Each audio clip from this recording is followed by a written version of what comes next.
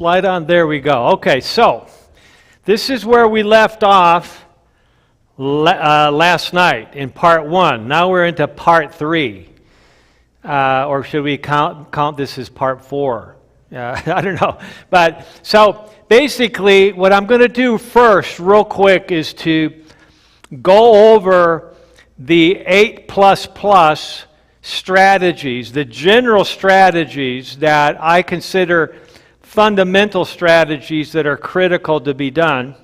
We'll go over those real quickly first, just like we did last night briefly. And then we'll get into doing a deeper dive into each of the sections. Some, because of the amount of slides I have, and I didn't have time to cut many of them out, what I'll do, some of the slides I'm going to fly through, but I'm going to pause briefly with each side that I'm not addressing, so that if you're watching this later on YouTube with the Yucaipa Seventh Adventist Church YouTube channel, you can actually pause and look at that or even take a screenshot of it if you want. So anything, all these slides are, you could actually take a picture with your computer of the slide while watching the YouTube rerun, okay? So let's just jump right into this. So the first key strategy is understanding cause and effect. A lot of times people just want the strategies. They just want do this, do that. But when I ever do a series like this for any organization, I want you to just get the general understanding of what's possible, to understand enough of the pathophysiology, enough of the mechanism of action, so you understand cause-effect. Once you understand it, you're much more willing to put effort into doing something about it, because you know what? I'm not going to do anything unless I understand it. If you tell me, Wes, hey, you should do this and this and this, I might say, oh, that's interesting, but I'm really not going to change my lifestyle just because of your opinion. I need to really understand what value it has for me.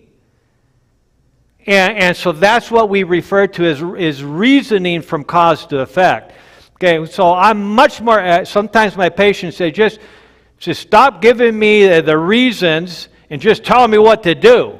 If you tell me I need to eat barbed wire, then by golly, I'm going to eat barbed wire. I remember I had this old codger who had he found out I was going to Guam, and he said, man, last time I was in Guam, we had blown every tree off of Guam. He'd been on the naval ships, and they had bombarded Guam as they were getting ready to invade, to take it over from the Japanese.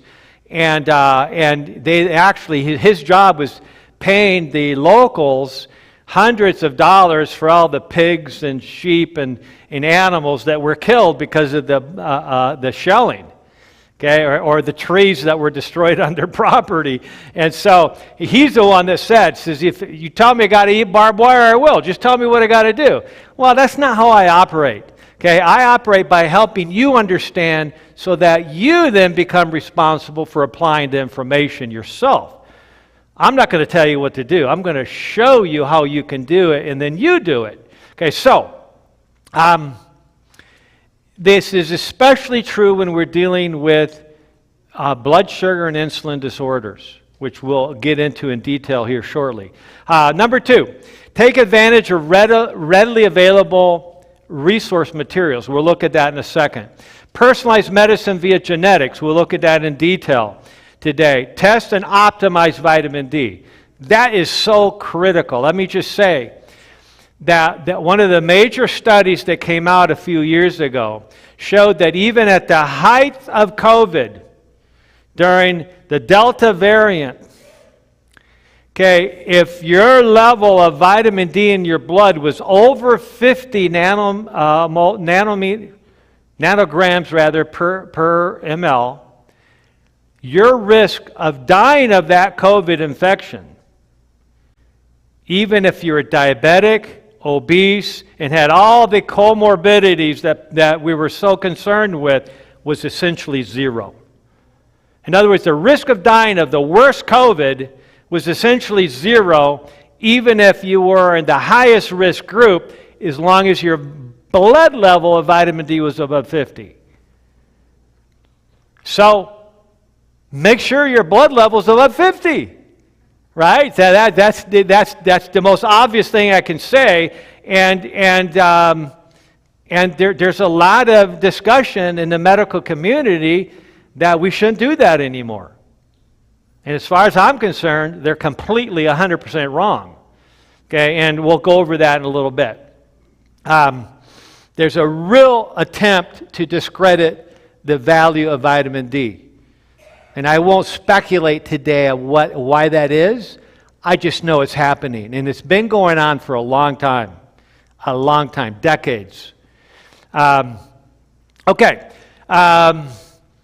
So next is do these 3 types of exercises. I'll tell you about those later. Test and optimize omega-3 fats. Blood test. Check your red blood cell storage of omega-3 fats, EPA and DHA, and I'll explain why in a minute. Optimize sleep. We talked about that in detail at the 11 o'clock hour in part 2, so we won't talk about that today. Optimize diet. You know, there's literally foods that heal, and there's foods that kill. I remember back in, when was this? I think it was 1990. Loma Linda University was hosting the International Vegetarian Congress, which is an international congress on vegetarianism.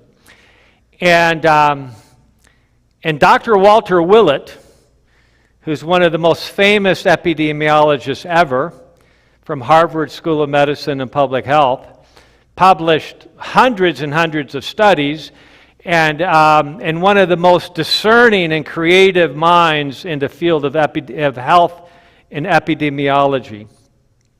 He actually said something in front during the panel discussion. He said, there's some organizations amongst us right now that says everything in moderation. He says that the epidemiologic research does not support that. Okay, there are foods that heal and foods that kill. And until we start addressing this openly with the public is not going to get healthy. And there was people on that panel that were very offended by what he said, but he was Dr. Walter Willett, who was the world's leading epidemiologist at the time. Okay, and I totally believed what he said then, and it's still true today. We need to stop thinking that everything can be used in moderation, because that's just not true. There's certain things that we're much better off completely avoiding. Then be wise about alcohol. We'll comment more on that in a bit. Okay, and then optimize your immune system. Okay, let's jump right in there. Okay, so the recognizing again that insulin resistance and metabolic syndrome and prediabetes and diabetes is actually the main, most common driver of dementia, especially of Alzheimer's type. And so we need to get a handle on this, especially if we're focusing on the theme of this weekend. So for this purpose, I strongly recommend, and I know this is a clinical issue, but you can actually do this on your own through altalabtest.com. I recommend it's probably better to do it through a clinician that knows what they're doing, because you want to make sure it's ordered properly. But get tested for insulin resistance. Now, most functional medicine doctors or lifestyle medicine doctors focus on doing a metabolic panel, which is a very common panel that's done with your yearly physical, that looks at fasting glucose as one of the 14 parameters. Okay, and then they add maybe a fasting insulin to that test. A fasting insulin doesn't mean you're injecting insulin. It means we're measuring the amount of insulin your pancreas has released overnight in order to control your blood sugars in the morning before you've consumed any calories. That's a fasting insulin test along with a fasting glucose. I have an 11-page document that I'll show you a picture of here shortly. There it is, okay, that you can request by emailing our office at dryoungberg.com. All the contact information is on our website. And just email us and say, hey, I was at this program at the Yucaipa SDA church. Can I get the handouts? And my receptionist will get that out to you right away. So it's a great handout that includes 20 strategies, the foundational strategies to reverse insulin resistance, prediabetes, and if possible, diabetes. By the way, I'm not suggesting that everybody with type 2 diabetes can reverse it. I am suggesting that they can reverse the majority of the problem with it, though. Even if you don't reverse your type 2 diabetes, the real issue is not reversing the diabetes. The real issue is getting healthy again. Okay? And you can dramatically improve your health, even if you're still a type 2 diabetic, by addressing these strategies. Okay, but I would say the majority of patients with diabetes, especially those who have been diagnosed for less than 10 or 15 years, have the potential to reverse it if we have a broad enough strategy. So that's the purpose of this handout. So we go back to the glucose tolerance test. The standard of care prior to 1997 was there was no such thing as prediabetes. You either had diabetes or you didn't. And the blood sugar to be considered diabetic prior to 1997 was 140. Now it's 126. As of 1997, the cutoff got reduced to 126. And the reason for that was because the doctors and researchers were recognizing that way before somebody reached the full diagnostic cutoff for a diabetes, which was a fasting blood glucose of 140, they already had the polyneuropathies, the neuropathies, the nephropathies, the kidney damage. They already had problems with their eyes, the retinopathies. They already had the cardiovascular disease. And so it's like, you're actually already have the complications of the disease before you even can diagnose the disease. Well, that didn't make any sense. So that's why they changed the criteria. Now, 126 fasting is still a really high fasting blood sugar. Okay, so as you can see here, and you'll see it when you get the handout in your email, that there's actually 10 stages of high blood sugars. And if you look at the top part of that chart there, you see that stage 3, a high blood sugar, is the beginning of prediabetes. Stage 5 high blood sugar is the beginning of full-blown diabetes, okay? And stage 10 diabetes is 5 stages of increasing more critical problems with diabetes. So I actually initially put together the first 5 stages of high blood sugar together with Dr. Charles Brenniger. How many of you knew Dr. Charles Brenniger? At least a few of you, yeah. So he lived right here in this area, and I had the privilege to work with him at the faculty medical group at Sun City. And then years later, we ended up in Guam together. And so he spent 3 years in Guam with me, helping develop protocols for the reversal and prevention of diabetes on Guam. So the bottom line here is that as the stages progress with high blood sugar, you're already actually at a point where your pancreas is being damaged and you're losing cells that produce insulin in your pancreas. So you don't want to wait until you're stage 5 full-blown diabetic before you do something about it. You don't even want to wait till you're stage 3. So the only way you're going to know this is by doing a glucose tolerance test that checks your blood sugar, not only fasting, but 1 hour and 2 hours, and preferably 3 and 4 hours as well, after a glucose load. It's called the glucola drink that you get right at the lab. It's 75 grams of glucose. Now, if you're pregnant, you get 100 grams. First time is the screen, it's 50 grams. But you know, pregnant women are treated much better than the rest of us. You know, a pregnant woman, if her blood sugar fasting is above 90, that's a problem. It's a problem for us too. It's just that it's only recognized in pregnant women. Okay, if that, you know, they're 1 hour after the beginning of meal blood sugar, if their blood sugar goes above 120, that's a problem that needs to be intervened upon. I know this. I ran a gestational diabetic clinic for 7 years on Guam every Wednesday morning. Okay, and so you see here that a 1 hour blood sugar of 120 to 125 to 139 is still considered stage 1 high blood sugar, which is just slightly above optimal.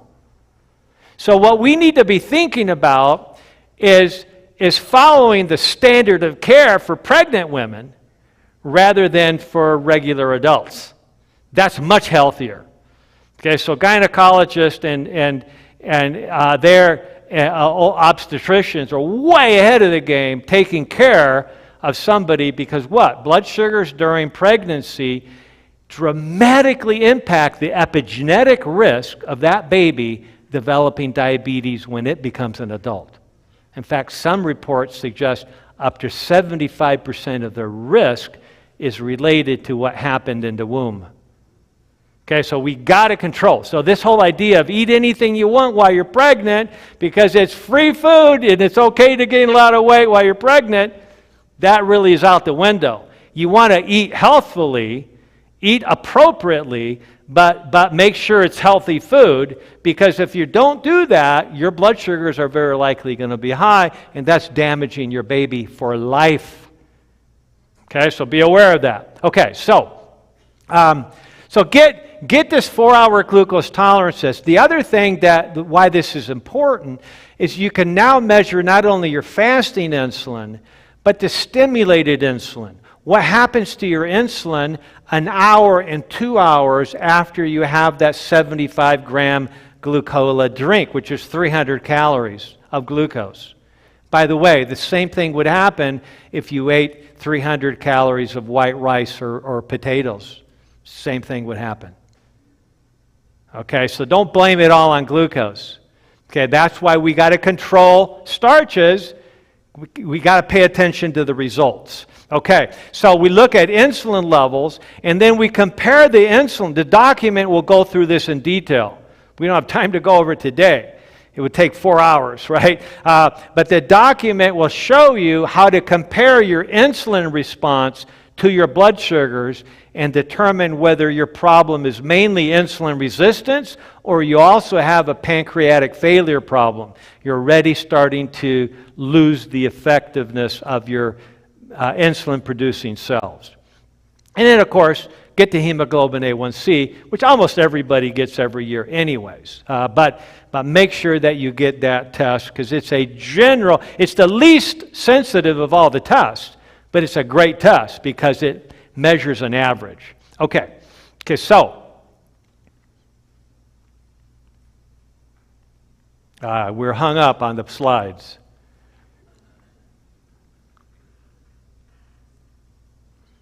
I don't know if it's a battery issue or what. There we go. Okay. There, thank you. I first started getting into this 1985, right here at Loma Linda University. I took a spring seminar series, and they invited Dr. James Anderson, who's one of the most elite endocrinologists in the country at that time. And he was chief of endocrinology at University of Kentucky at Lexington. And super nice individual. And he spoke at our spring series right at Randall Visitor Center. And he explained that he'd been publishing studies since the 70s, early 70s, on how he could reverse type 2 diabetes in thin, brittle people by just changing the diet. Now, ironically, he was also using more starch. Okay, so the diet at that point was so bad, even loading them up with lots of fiber and starch actually helped reverse their diabetes 90% of the time. Okay, so I was amazed by this presentation, because up to that point I'd always been told, once you got the problem, once you got heart disease, too bad. Once you got diabetes, too bad. That's why you got to prevent it in the first place, because that's your best hope. And it is the best hope, but at that point I wasn't aware of tertiary prevention. I wasn't aware that you could actually cure conditions much of the time by applying the same strategies that we use to prevent, but being more consistent and aggressive. So it was after my work 14 years in Guam that we published the book Goodbye Diabetes, which is a comprehensive text on lifestyle medicine strategies, much like what we're referring to today, only in much more detail, and how it actually reverses diabetes much of the time. And then after that, we developed the program Diabetes Undone. So when I have a patient, I recommend the book as a resource, but if somebody is struggling, with applying this information, I recommend you can actually purchase the Diabetes Undone program directly. We have it available in our office for the individual, and you get a workbook, a cookbook, and access to 40 professionally done videos that go along with the workbook that teaches you everything that you need to know to reverse the problem. Okay, so it's like an educational self-help module is what it is. So that has made a big difference, so that I don't have to sit there and explain the entire process to each patient every time. And so it was in 2014 that I first saw this study by Dr. Bredesen, where he took 10 individuals, that had cognitive decline, at least mild cognitive impairment or early Alzheimer's, and all 10 of them, by applying these broad-based strategies, had been able to reverse their cognitive decline. So he published this in 2014. I read that, and what really intrigued me was that's when I first realized that the majority or the biggest driver of cognitive decline is fixing insulin resistance, which we just addressed. Okay, so then I started doing research, and I discovered that Dr. Suzanne de Lamont, a neuropathologist out of Brown University, had been publishing for years now that Alzheimer's was actually type 3 diabetes, or diabetes of the brain, or insulin resistance of the brain. Okay, so this is Dr. Bredesen and I after the training that I did with him. And then a couple years later, Dr. Bredesen asked me if I'd participate in basically a report going over 100 patients that had been able to reverse cognitive decline. And so I submitted 14 of my patients, and so I was one of the authors listed here. I'm the fourth author listed here in this study that was published in the Journal of Alzheimer's Disease and Parkinsonism. So basically more and more reports coming out showing that this isn't just hearsay, this isn't just theory, this is actually possible. I also published in the American College of Lifestyle Medicine after presenting there at their international conference. And by the way, Dr. Bredesen just came out with a new study. This is an actual clinical ongoing study where 73% of the patients who had mild cognitive impairment or early Alzheimer's showed significant improvement in cognitive scores over a year's time. 73% showed reversal aspects. Now, when we say they showed reversal, we're not saying they went from having a problem to having no problem at all. We're talking about reversal. You see the difference? Okay, when you back up the car 10 feet, that doesn't. When you say back up the car, that doesn't mean you've backed up all the way 5 miles. Okay, so when we're talking about reversal of cognitive decline, we're saying anything that shows improvements over time. And we want to keep improving that as much as possible. And we've been talking about the principles of improving hippocampal neurogenesis. Okay, so step 2 is take advantage of resources. Well, you know, a lot of people say, oh, this is just too difficult. I love Henry Ford's quip here where he says, whether you think you can or you think you can't, you're usually right. Okay, so it's all about attitude. Okay, and really, again, this has to do with hippocampal activity. Say, the more damage we have to our hippocampi, our memory center, the more likely we are to be pessimistic. And the more pessimistic we are, the more damage we're doing to our hippocampal region.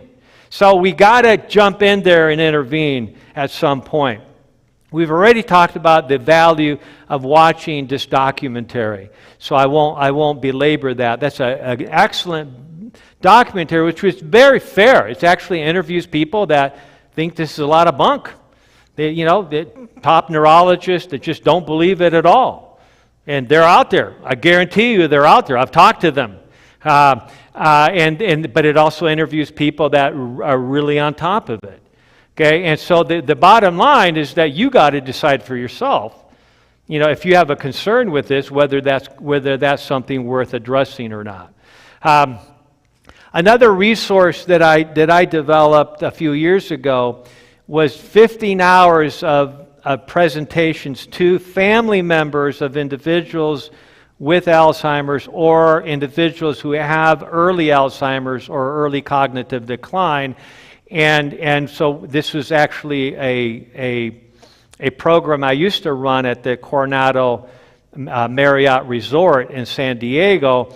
It was just too expensive to run. It cost many thousands of dollars per patient to get through it, and you got to take a whole week of your day and rent a resort for a week as well. So we made this available as a professional a video, and it's available for a membership status on the dryoungberg.com website for people. That I don't require it for my patients, but I highly recommend it because it goes over things that we don't have time necessarily to address one-on-one. Okay, now, for many of the concepts that you might be interested, there's a resource available on Rumble that you just go to Rumble, which is an alternative platform to YouTube, and it if you just type in my name, Wes Youngberg, you'll see I have a 7-part series on Daniel Vieira's channel on Rumble that's called The Rise of Immune Deficiency, Diabetes, Dementia, Blood Clots, and Autoimmunity After COVID Infections and COVID Vaccine. It's a really important series that's looking at things that cause hippocampal damage. I saw it with my patients in early to mid 2021, and it's very important. So watch that if you want to learn more about that. Okay, step 3, genetic testing. Basically what we refer to as personalized or precision medicine.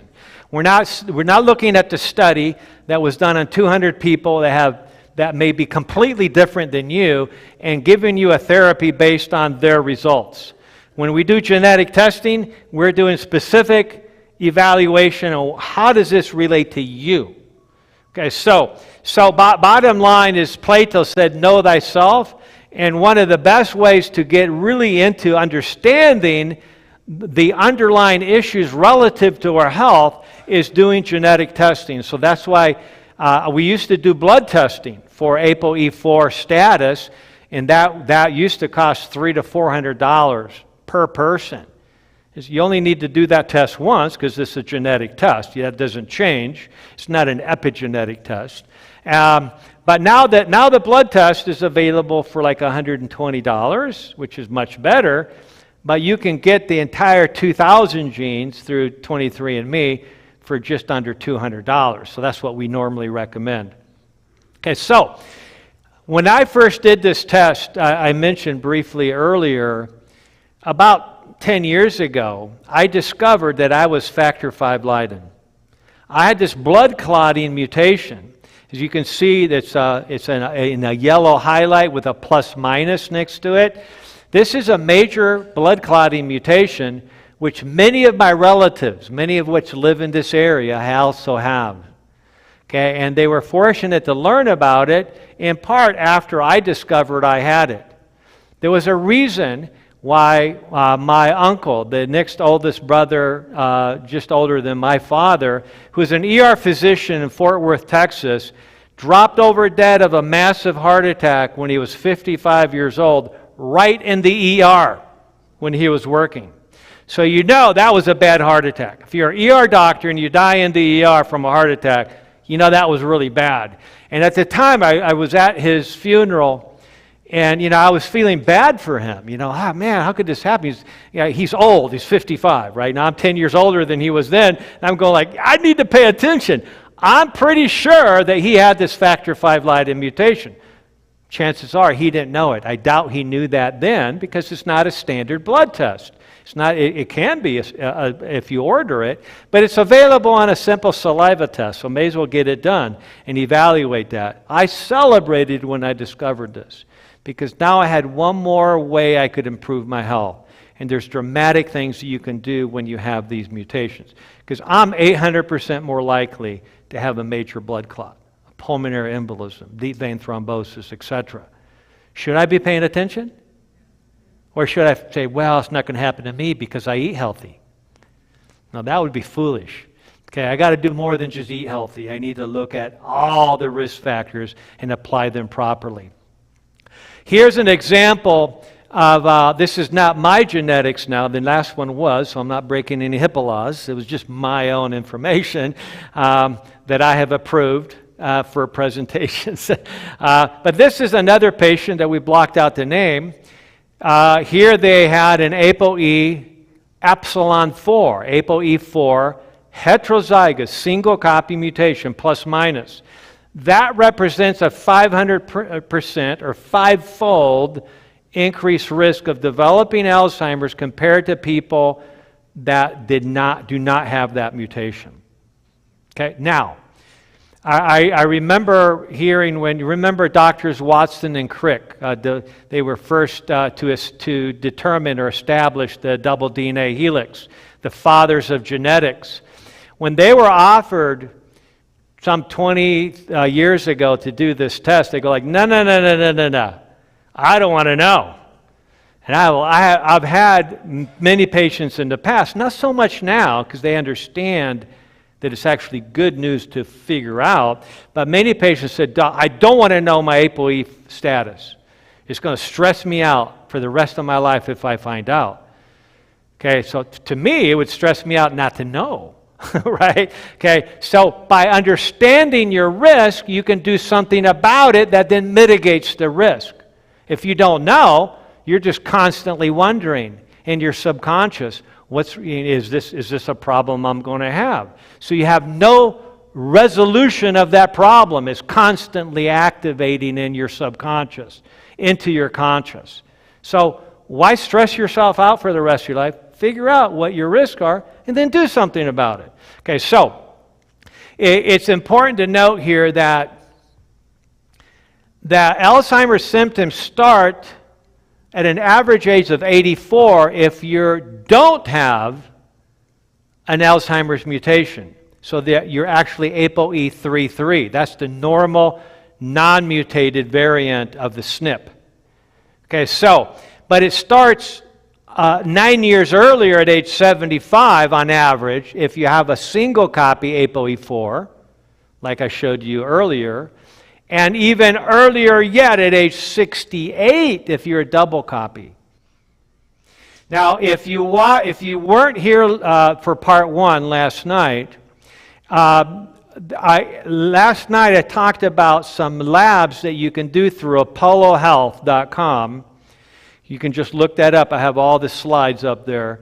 That you can direct to consumer. You can order your own series of 3 blood tests that are brand new blood tests, never before been available, that actually measure what's going on in your brain for Alzheimer's, inflammation, and neurodegeneration. Game-changing tests. that actually take the place of a spinal tap or a PET amyloid scan. Powerful. Okay? And so you have an opportunity to test yourself by figuring out what your risk is. So you should all know what your ApoE4 status is, because that determines how quickly or how much risk you're under, which means we need to pay more attention to the risk factors. Okay? And it would be really good to know these three tests, the phosphorylated tau 217, which looks at Alzheimer's, the NFL, neurofilament light, that looks at neurodegeneration, and the glial fibrillary protein, which looks at inflammation. So all those are really important tests to just figure out, did you have a problem? And if you do come, and we're recommending that test for anybody over 30, especially if you have family history issues. Okay, and if you do have an elevation, then do something about it. Don't freak out and say, oh no, I have an elevation, I'm going to get Alzheimer's. No, fix it. That's the beauty of early testing. You have an opportunity to fix it. Okay, so good news, good news.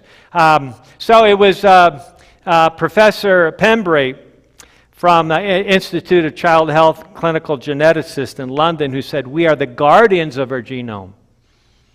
We're not the victims of our genome. We are the guardians of our genome, which means we need to understand what they are. And once we understand, we can protect ourselves much more effectively. So I refer to this as what I call the nutritional genetic bypass. It's actually way beyond nutritional.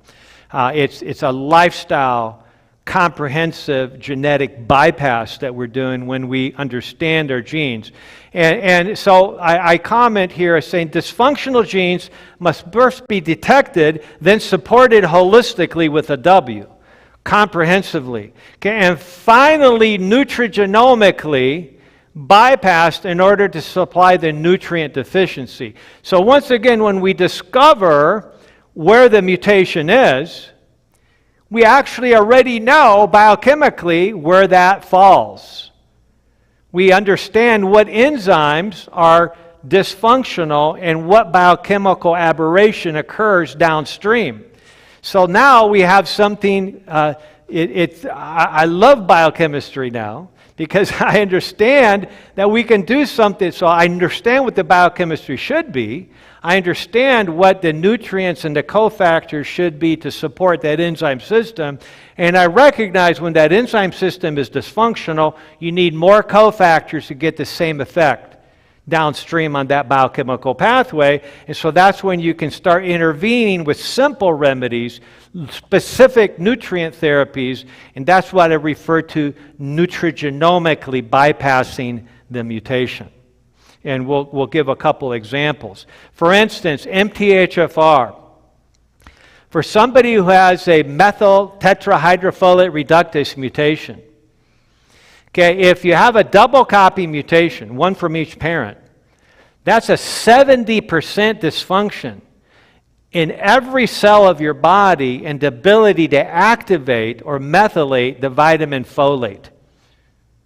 That's a problem because activated folate or methylated folate determines to a significant degree your ability to control certain cancers.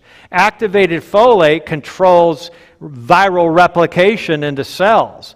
Activated folate helps repair DNA that's damaged.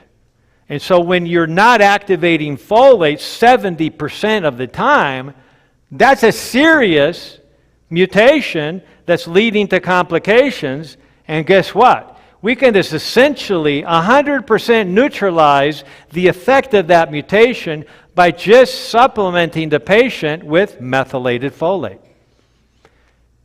Now, not all nutrigenomics is that simple, but that's a great example. That's why somebody eventually in the next few years will win the Nobel Prize for Medicine for discovering this SNP, MTHFR.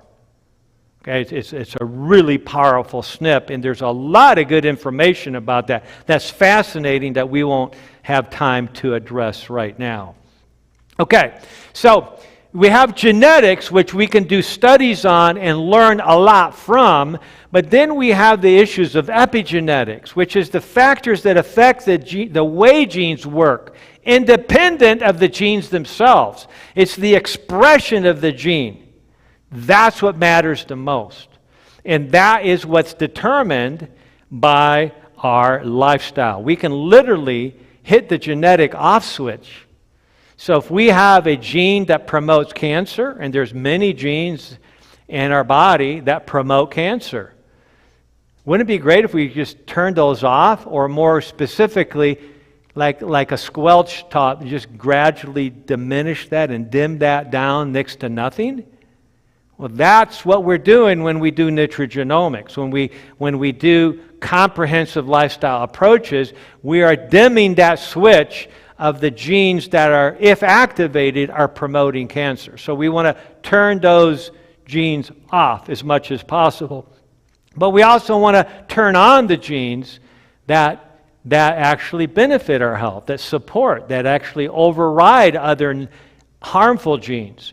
And this is what we refer to as, I refer to it as the exposome. This is one of the definitions that I like for exposome, which is everything in our lives, everything in our environment that we're exposed to, every aspect of our lives, everything that we eat, everything that we drink, everything that we do, everything that we think, everything that we say dramatically influences this exposome. And that's what changes the expression of our genes. That is what actually operates at the hippocampal level to help regenerate or damage our hippocampi relative to memory. Okay, actually, I already went over this part during part 2 this morning, so I'm going to skip right through this real quick because it's already available. Okay, so step 4, optimize vitamin D. Okay, so as you can see here, I'm suggesting that everybody get their blood levels above nanograms per milliliter, above 50 nanograms per milliliter. Now, that's still not in my optimal range. My optimal range, in my opinion, okay, and I've been studying this in depth ever since I read in the Guamanian paper, okay, the Pacific Daily News. I was just reading the lifestyle section many years ago, about going on 30 years ago now. And I read about this physician at Harvard who had determined through biostatistical analysis that the level of vitamin D in your blood was more important in preventing cancer than whether you smoked or not. And I remember having to read that 4 times. I go like, what? That didn't make any sense. I had never prior to that even measured somebody's vitamin D. I, like many individuals, had just assumed if I had any exposure to sunlight whatsoever, I had all the vitamin D I needed, and little did I know that I was 100% wrong on that. The general guidance in health education programs is that if you spend 15 minutes with your hands or arms and face exposed to sunlight a couple times a week, you got all the vitamin D you need. And that's absolutely false. How do I know? Because I've been testing every patient's vitamin D for the last 30 years. That's how I know. Okay, and it's been in California or in Guam. And almost everybody was deficient. I'm talking about 80-90%, unless they were supplementing. And so I never dreamt that we would need to supplement vitamin D, the sunshine vitamin. Now, you can get enough vitamin D from sunlight. My point is that hardly anybody does. And the other thing is, if you're on a statin medication, you're not going to do very well. Statins block the ability to produce vitamin D in your skin to a large extent. If you use any amount of sunscreen, you're going to get 0 vitamin D from that sun exposure on that part of your exposed skin. If you're basically over 60 welcome to the club. Okay, then you're probably not making very much vitamin D, even if you're spending time in the middle of the day. How are you going to know? You got to check your vitamin D. Everybody's different, and if you have the benefit of having beautiful dark skin, which most of us wish we had, and many of us like me like to get into the sun to get darker skin, you need to be in the sun up to 8 times longer to get the same amount of vitamin D. Right? And so, in fact, I went to the very first international conference for vitamin D in the clinical practice. It was right here in San Diego, California, in around 2009. And Dr. Robert Heaney from Creighton University in Omaha, Nebraska, was one of the keynote speakers. And he's passed on now, but he's published hundreds and hundreds of studies on vitamin D. And he sat on the FDA Nutrition Committee. And he was the only expert on vitamin D in the committee. And every time he brought up to the FDA committee that we should up the intake of vitamin D in the recommendations, he was shot down by the committee, even though he was the only one that had done any research on vitamin D. And so I asked him, why is that? He says, because there was a couple toxicologists on the committee that think of vitamin D as a toxin rather than as a nutrient. So they're being super careful to limit your exposure, but by being super careful, they're depressing your immune system and limiting the ability to protect you from cancer, from infections, from heart disease, you name it, the list goes on and on. And so I remember I was with another colleague who was one of the family physicians at our group at the time, and we walked up to Dr. Robert Heaney, and they said, hey, how much vitamin D should we be recommending to our patients to prevent cancer? It was more specific. And he looked at us and says, well, how much cancer do you want to prevent? And so it was just kind of funny coming from him because he's the world-leading expert on vitamin D. You know, he was just saying, go for it. Like, stop being concerned about getting too much vitamin D. And there's a big issue right now. And we don't have time to get into it. I have a lot of slides that go into the controversy about vitamin D.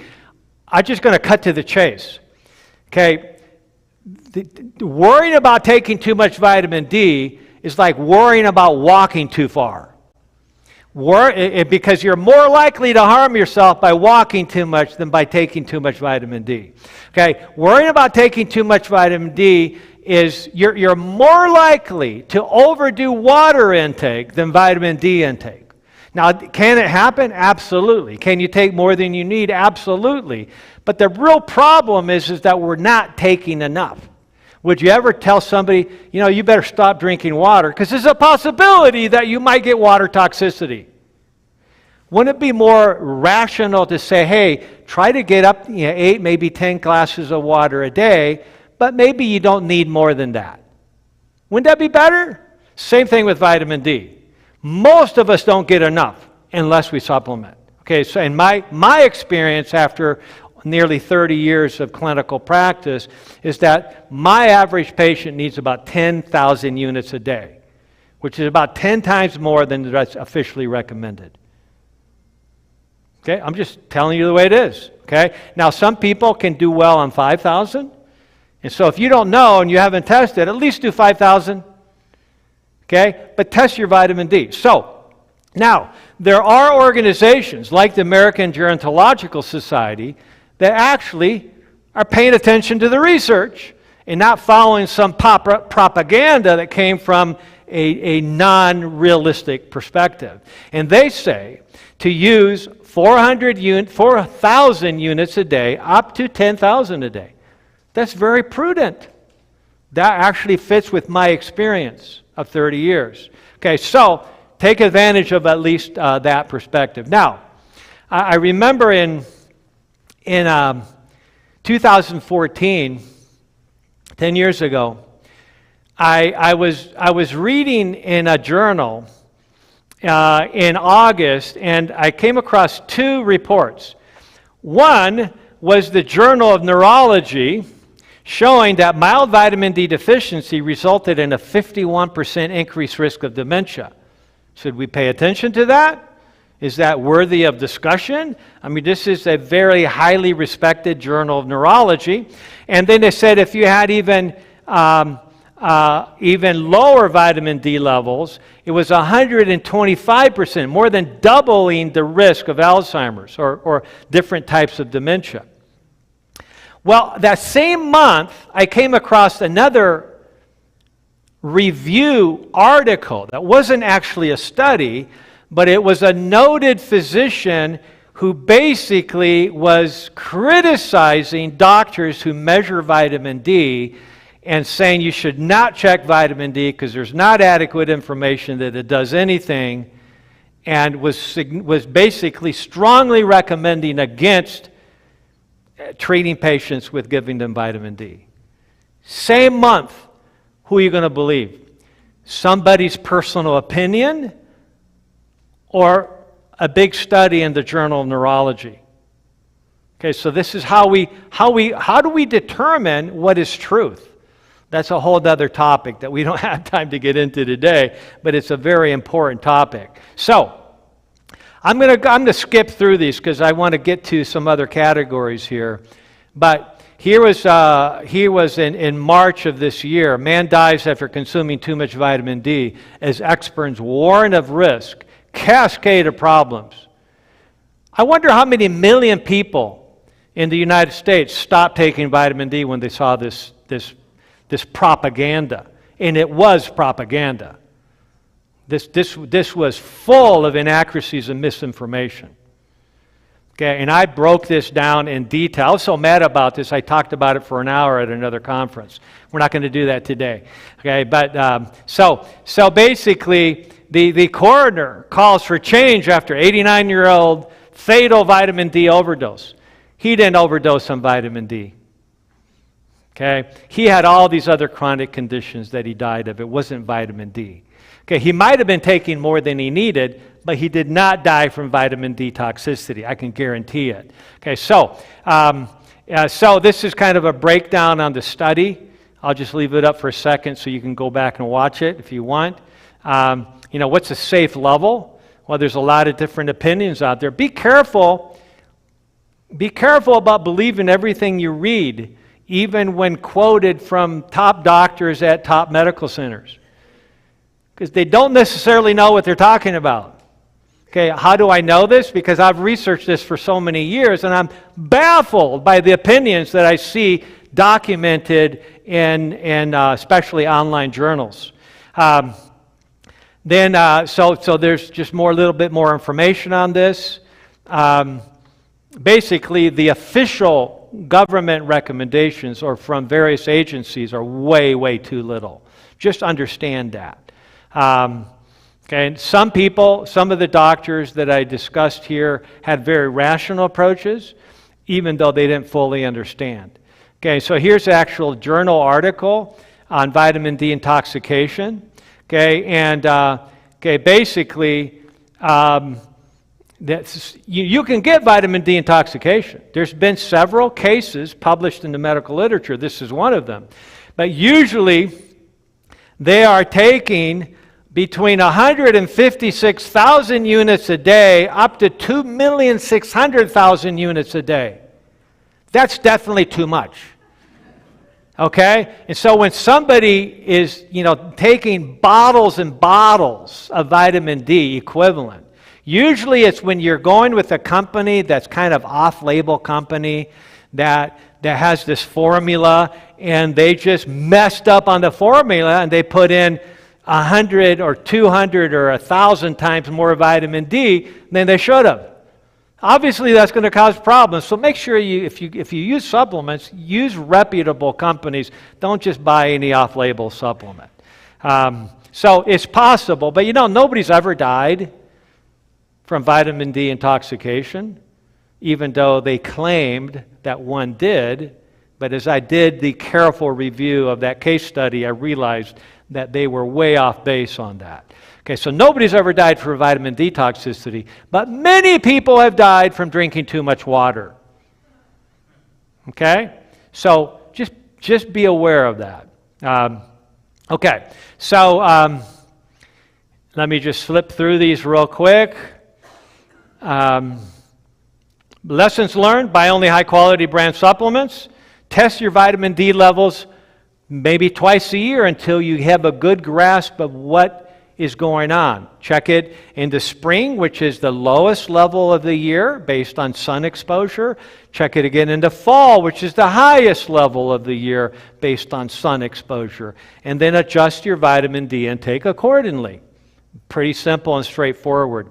You can use this ultralabtest.com to order your vitamin D. Don't say, well, my insurance won't cover it.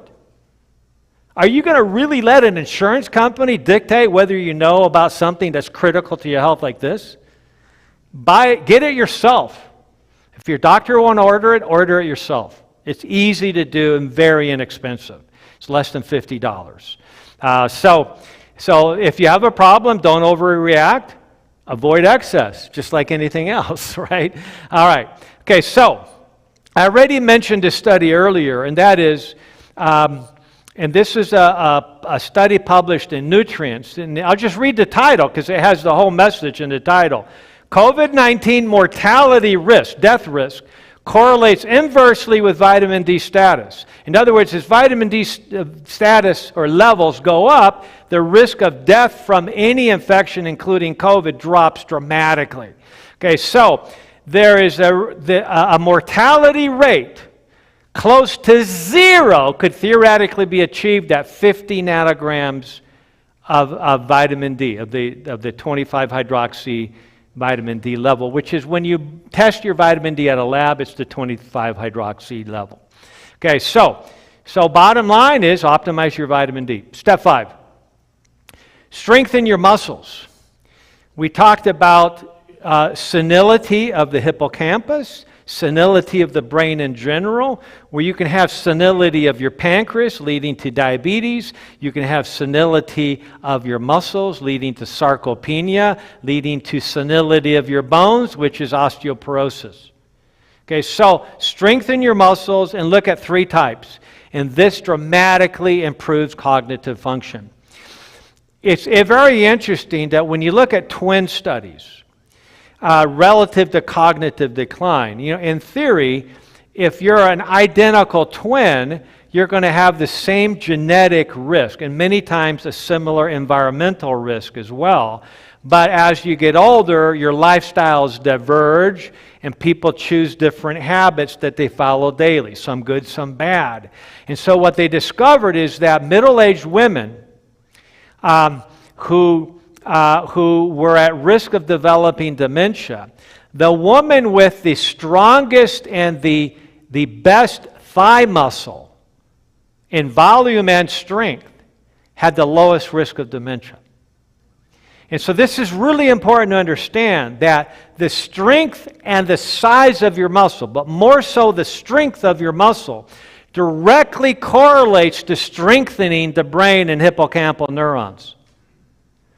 Okay, so this idea that working out and doing aerobic training and doing muscle strength training and all these things, that's just for the jocks. No, it's not. If you want to have healthy brain function, you better take advantage of this because this is a pivotal strategy, the trifecta, the 3 most important areas of fundamental activity are exercise, diet, and sleep. If any one of those 3 is not doing well, you're probably not going to do well. You may improve by 1 or 2 of those being done well, but you're not going to improve nearly as well unless you do all 3 of those effectively. Okay, so strengthening your muscles at any stage in your life. Now, you might be thinking, you know, I'm retired and I just don't have the stamina and I just really don't like to work out and I don't think it's going to really help me anyways, so I'm not going to do it. You're not going to get the benefit. Okay? There was a study in New York City done many years ago, I think it was 30 years ago, of the average 90-year-old individuals. And they put them on a program of strength training, 20 minutes, 3 times a week for 10 weeks. And at the beginning of the study, the majority of the 90-year-olds, men and women, who were in this retirement village, they required a walker or a cane to get around because they were unsteady and weak in the legs. After 10 weeks of training 20 minutes, 3 times a week, with a trainer to do appropriate for their age exercises, strengthening the legs with modified squats, strengthening the legs with little simple bands or machines. They had a 10% increase in size of their muscle. These are 90-year-olds. 10% increase in size of the muscle and a 300% increase in the strength of their muscle. 70% of them threw away their walkers and their canes. Why? Because now they were much more agile. They were able to catch themselves. They weren't concerned if they tripped that they wouldn't be able to catch themselves because they were strong enough to do it now. Why? Simply because they had a workout schedule. So never think that you're too old to have a workout schedule. The reverse is true. The older we get, the more important it is to have a workout schedule, and it includes 3 types of exercise. Okay, so we want to overcome this puny muscle disease. There's 3 types of exercise. I think you can guess what they are.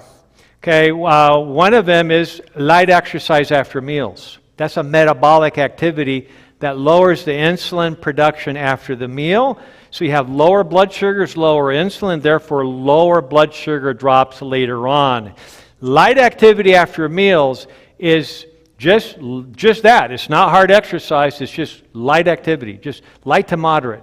Then we have the strength training exercise, okay, which we just discussed. And then we have the aerobic exercise, the cardiovascular, you got to huff and puff a little bit. It should just feel somewhat hard. Not hard, just somewhat hard. You should just feel like, okay, I'm getting some good exercise here, but you're not lying on a couch for 2 hours afterwards trying to catch your breath. You want to do it according to your abilities and never increase more than 10% per week at a time. So take it easy and do that appropriately. When we're dealing with this issue of senile involution, this atrophy issue, atrophy of an organ as a result of the aging process. Now, see, I actually disagree with this statement. That's why I put it up here. But this is an official definition of senile involution, of atrophy, that it's age-based. Historically, we've thought of Alzheimer's and dementia as age-based. And yet now, finally, even conventional wisdom is saying Alzheimer's is not because of age.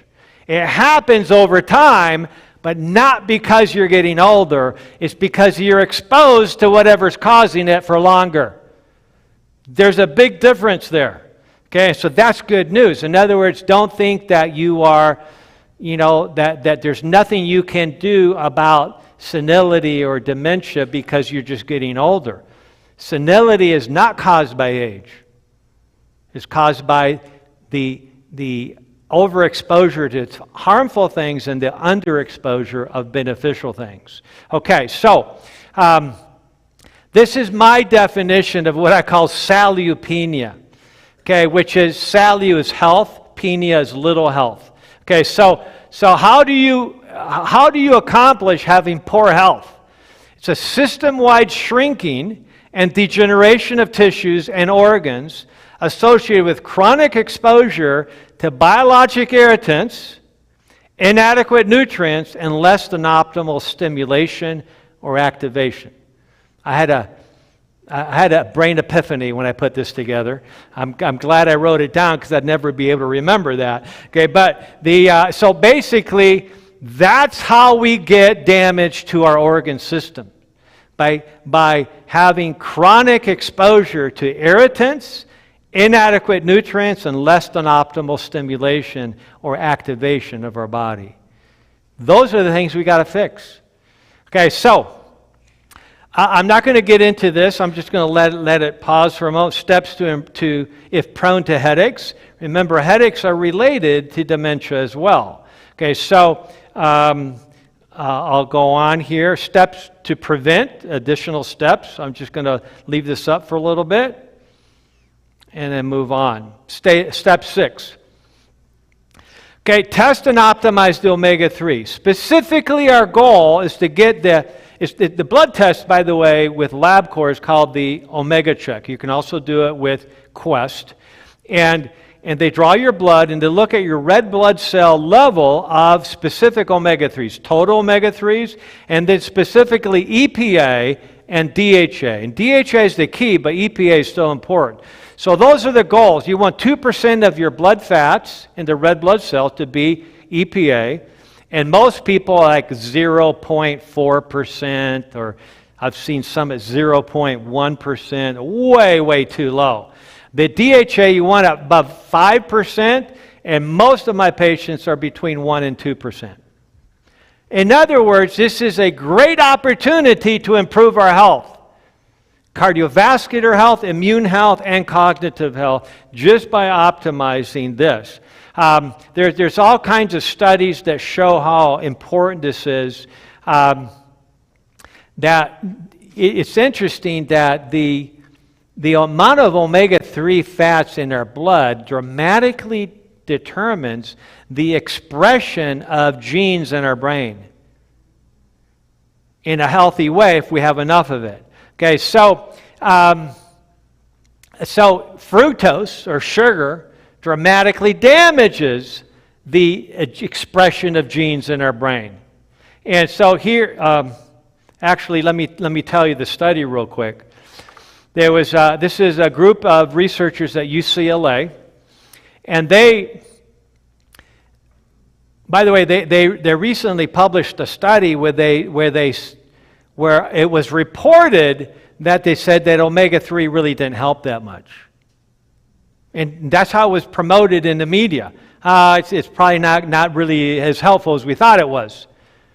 And then when I went back to the original study, that's not at all what the researchers had said. The researchers said, we were surprised to learn that we weren't recommending enough.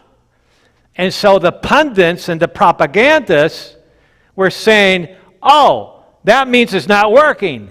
And so now we're going to say don't bother with this because it's not working, when what they should have said is we need to do better and increase our intake of these nutrients.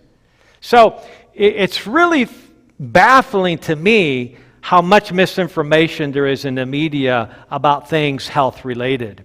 Well, so this original study done in 2016 was looking at mice. And they took mice and divided them into 3 groups. And initially they were all fed the Purina mouse chow diet. That's kind of actually what it is. And so they learned how to walk through a maze and get their little cookie crumble at the end of the maze. So they learned how to get through the maze, and they were all very efficient at getting their prize. So they were very good at that. Well, then, for the next so many weeks, they divided the group up into mice that were just getting Purina mouse chow and water, or Purina mouse chow with water that was spiked with fructose. That would be the equivalent of what humans would drink when they drink sodas. And they did that for roughly 6 weeks. And at the end of the 6-week study, they ran them through the maze again. And the mice that had been exposed to the normal diet and water, they saw the maze and go like, yeah, I know what to do. Run through the maze, boom, got their prize. They had good memories. Hippocampal activity was functional.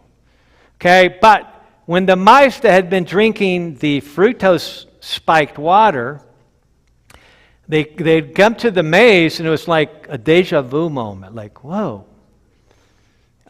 I think I've seen this before. Instead of knowing what to do, they're like, wait a minute, there's something fishy about this. I think I might know how to get through this. It took them twice as long to get through the maze to get their prize.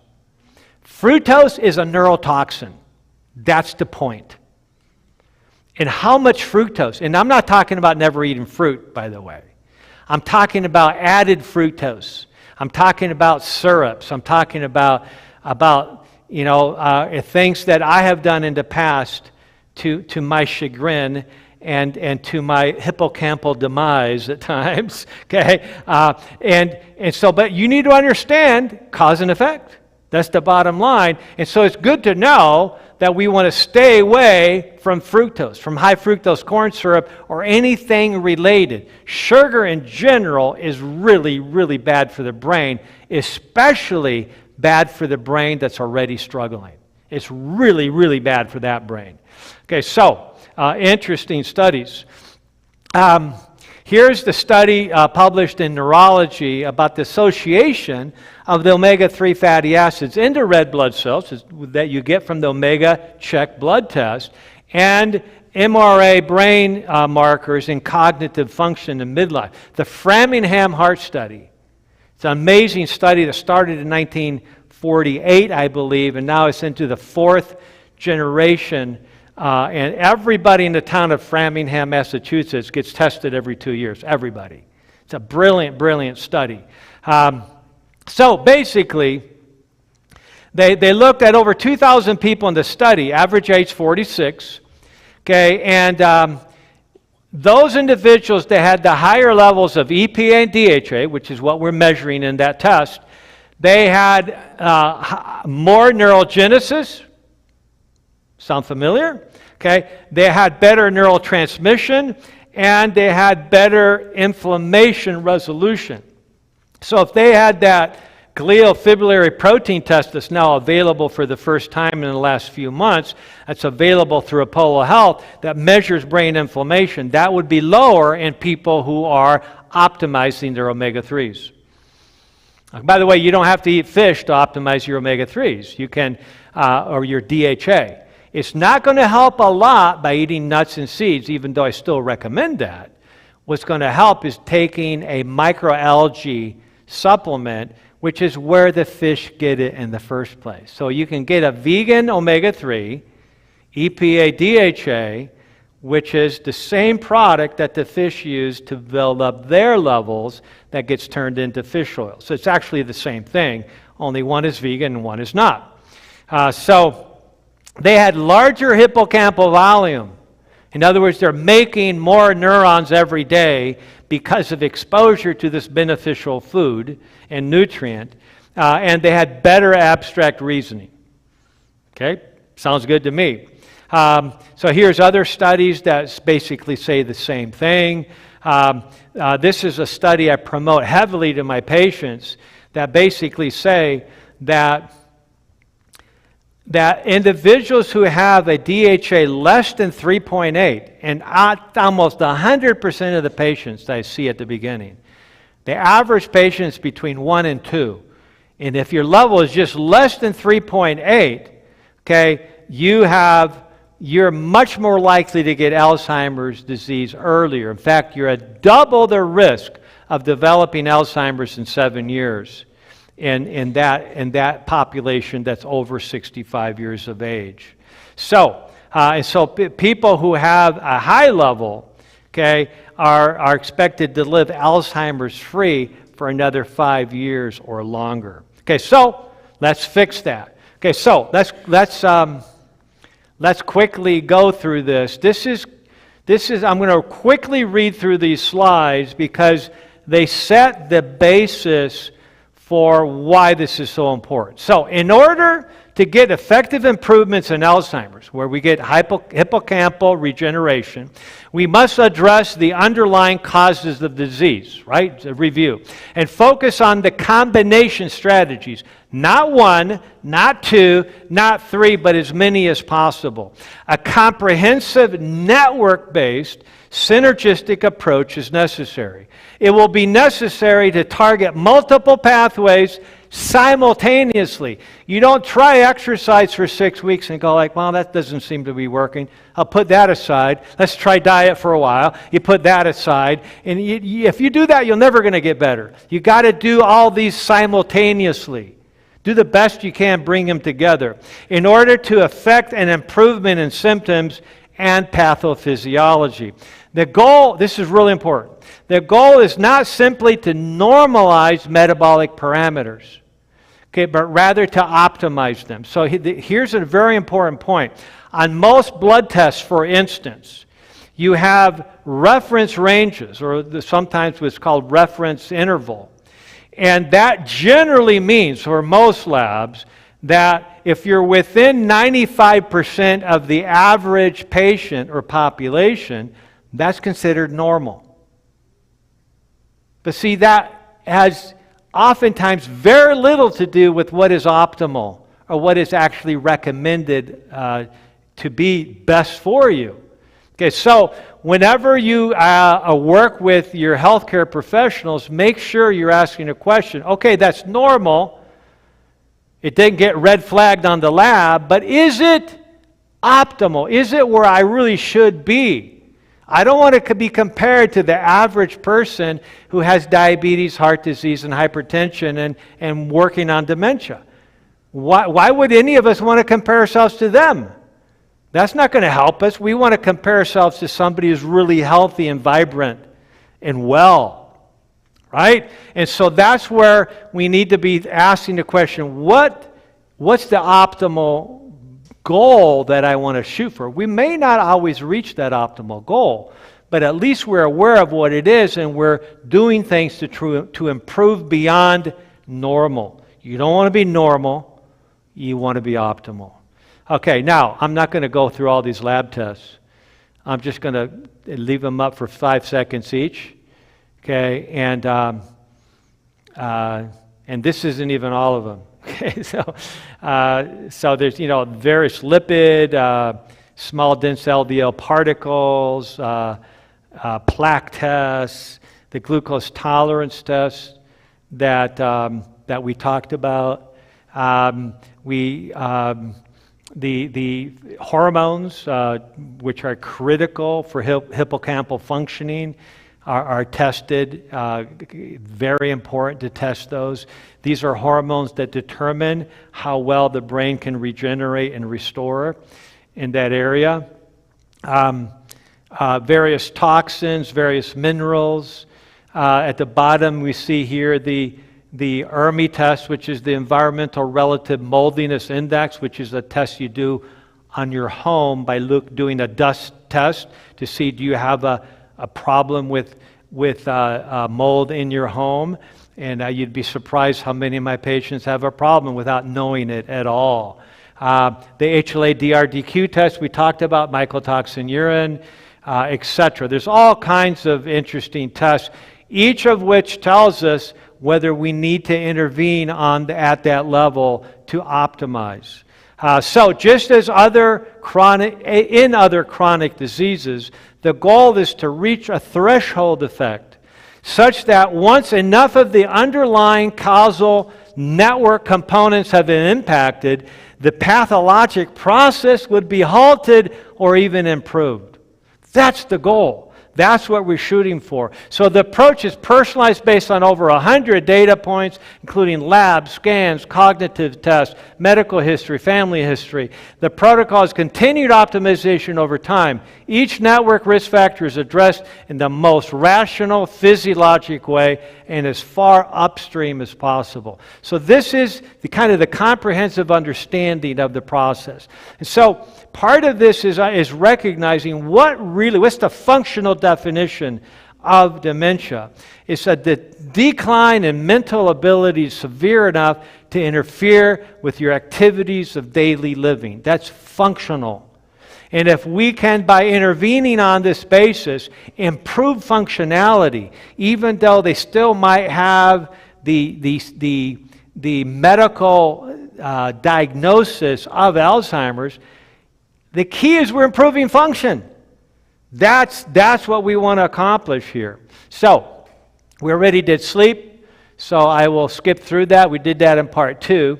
Now let's look at optimizing diet. So, by the way, the document, the 11-page document that you can email us to get a copy of, it goes over diet in depth. Okay, so just be aware of that, and it's what kind of diet and how to do it relative to the 20 strategies to reverse insulin resistance and metabolic dysfunction. So basically, you want to optimize whole plant-based foods. I don't tell all my patients that they have to become vegetarian. That's their choice. That's not my choice. Okay, I tell them that I am. Okay, but the most important thing is to fixing the very clear indicators. Okay, and so if they're going to have some meats, we make sure that, just like one of my favorite quotes from Ellen White, she says, she talks about the danger of sugar. Look it up. And she said, you'd be better off consuming some meats as long as you could document that it was disease-free. Pretty high standard to document. Okay? Just be aware of that. You'd be better off eating that, a little bit of that type of meat than all the sugar that you're consuming. That was over 100 years ago. Okay, so we need to recognize that. Now, I'm not suggesting that people are better off by having some meat. I don't think they are. Okay, but I'm not going to make a mountain out of a molehill. I'm not going to say, well, I'm not going to see you as a patient because you eat meat. That'd be ridiculous, right? So it's not my way or the highway, so I'm helping them. And I just know that they're far better off if they do eat some meat, as long as it's largely a plant-based diet. That's the key. Make sure that you got a lot of whole plant-based foods. That's what makes you healthy. Okay? And then if you decide, I definitely want to have a little bit of healthy, grass-fed beef or whatever, or chicken or fish, I'm not going to push that. I'm not going to push against that. But I will say it should be limited compared to the other. Okay, and then I tell them what I believe is the best approach. Okay, so basically the number one thing is cutting out refined carbs. By far, that's by far the most important thing. In fact, I would say that, when you're talking with nutritionists or doctors around the world that do a lot of work in the nutritional metabolism and human nutrition realm, you're hard-pressed to find any two doctors or health professionals or nutritionists that agree on everything. That's just a reality. So don't expect all of us to agree with each other, okay? Because there's so much even if we agree on most things, there's always something that we could disagree. There's so much food. There's so many strategies and philosophies. But one of the ideas or principles that are essentially held by essentially everybody, whether you're a 100% plant-based diet advocate or an Atkins diet advocate or a ketogenic diet advocate or a carnivore diet, whatever diet you believe in, you got to cut out refined carbohydrates. That is always agreed on. There's nobody that I'm aware of that's saying, it's okay to eat all the refined carbohydrates you want. That would be ridiculous. Okay? So avoid fast food, avoid sugars. That is one of the key principles. Hippocrates, of course, is well known for saying, let foods be your medicine and medicine be your foods. This is an important principle of nutrition management, is that the greater problem we have with cognitive decline, the more sensitive we become to even one meal that's out of the optimal. Okay, so this is I was working with a patient who was struggling, and his wife was emailing me, and this is a quote directly from, as she was preparing for a consult. She said, I'm trying to be strict with diet. Dementia returns when eating processed foods like fried taquitos. Recently, I've had grandson's party. The next day, my husband's memory took a dive and could not focus. Can't let guard down for one snack or meal. On second day, maybe 50% recuperated. On third day, maybe 60, 70% recuperated. And may take up to a week to fully recoup lost ground based on one unhealthy meal. Now, that may not be you and I. You and I might go to a grandson's party, okay, and say, well, it's grandson's party, I'm going to go ahead and eat whatever. Okay, and we might not notice anything from it, like unlike this gentleman did. But that's because we still have hippocampal reserve. But guess what? You just used up some of that reserve. You just used some of it up. Okay, how often can you do that?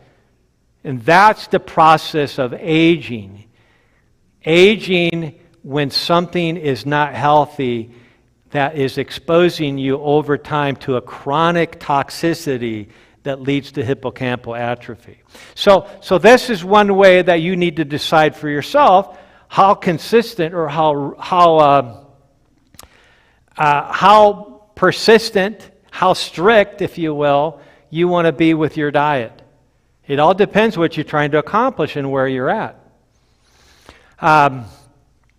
Another person said he paid for that choice for 2 days. Neurologist was shocked that he had not progressed in cognitive decline during the 3 years after his official Alzheimer's diagnosis. This was a patient that I was seeing who kept saying, it's not working, this isn't working, and his wife, she was really encouraging him, trying to help him make all the right decisions, but he kept saying, this isn't helping me. He was disgruntled with the whole process. He won't even come on the Zoom session. I was only doing the Zoom sessions with the wife, and that's okay. That's okay, and he just was participating, but in a begrudging way, because his wife wanted him to, right? Okay, but when he did the follow-up screening with his neurologist, who was not at all in favor with what we were trying to do, this neurologist, again, was shocked that the patient had not progressed in that entire 3-year period, which is, it's very common for people to progress every 3 months, progress in the negative sense, to get worse every 3 to 4 months, and he had not gotten worse at all in 3 years. Why? Because he'd done enough of the strategies, even though begrudgingly, that it helped him maintain. Just think what would have happened if you'd been more optimistic and favorable and emotionally supportive and working with his wife on that. Okay.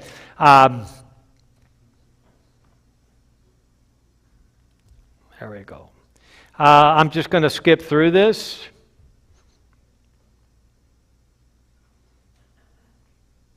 So we need to wrap up here in a little bit for question and answers. But I have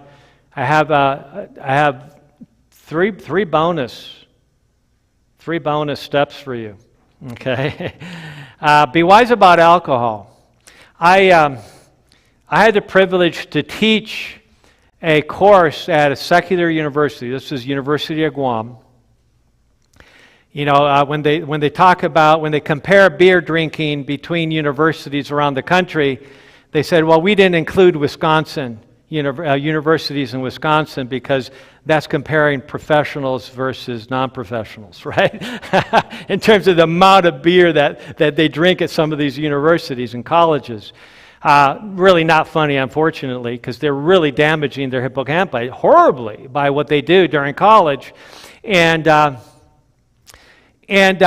while I was teaching these classes on wellness at the University of Guam, I realized that one of the best methods for educating somebody is to get them involved in a debate.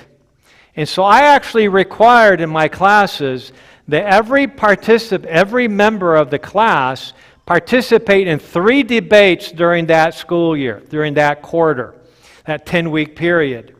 And so there was three debaters on each side of the debate, and I would not lecture on this topic prior to debate. So they had no idea of my perspectives on the topic. They had to do their own research. And basically, if they were arguing in the case of alcohol, the question is it healthier to be a teetotaler or to drink moderately? Interesting debate. Okay, and so they would all vote. All the members of the class would vote on who had the most persuasive argument, which team actually won the debate, and why. And so we'd have a discussion after the debate. So I taught this class 3 times over a 3-year period while in Guam. I really enjoyed that. I learned so much from these college kids. And, in Guam, they start drinking at very early ages. I had a patient in Guam, and I was very naive. I've never drank in my life, never hung out with people who drank.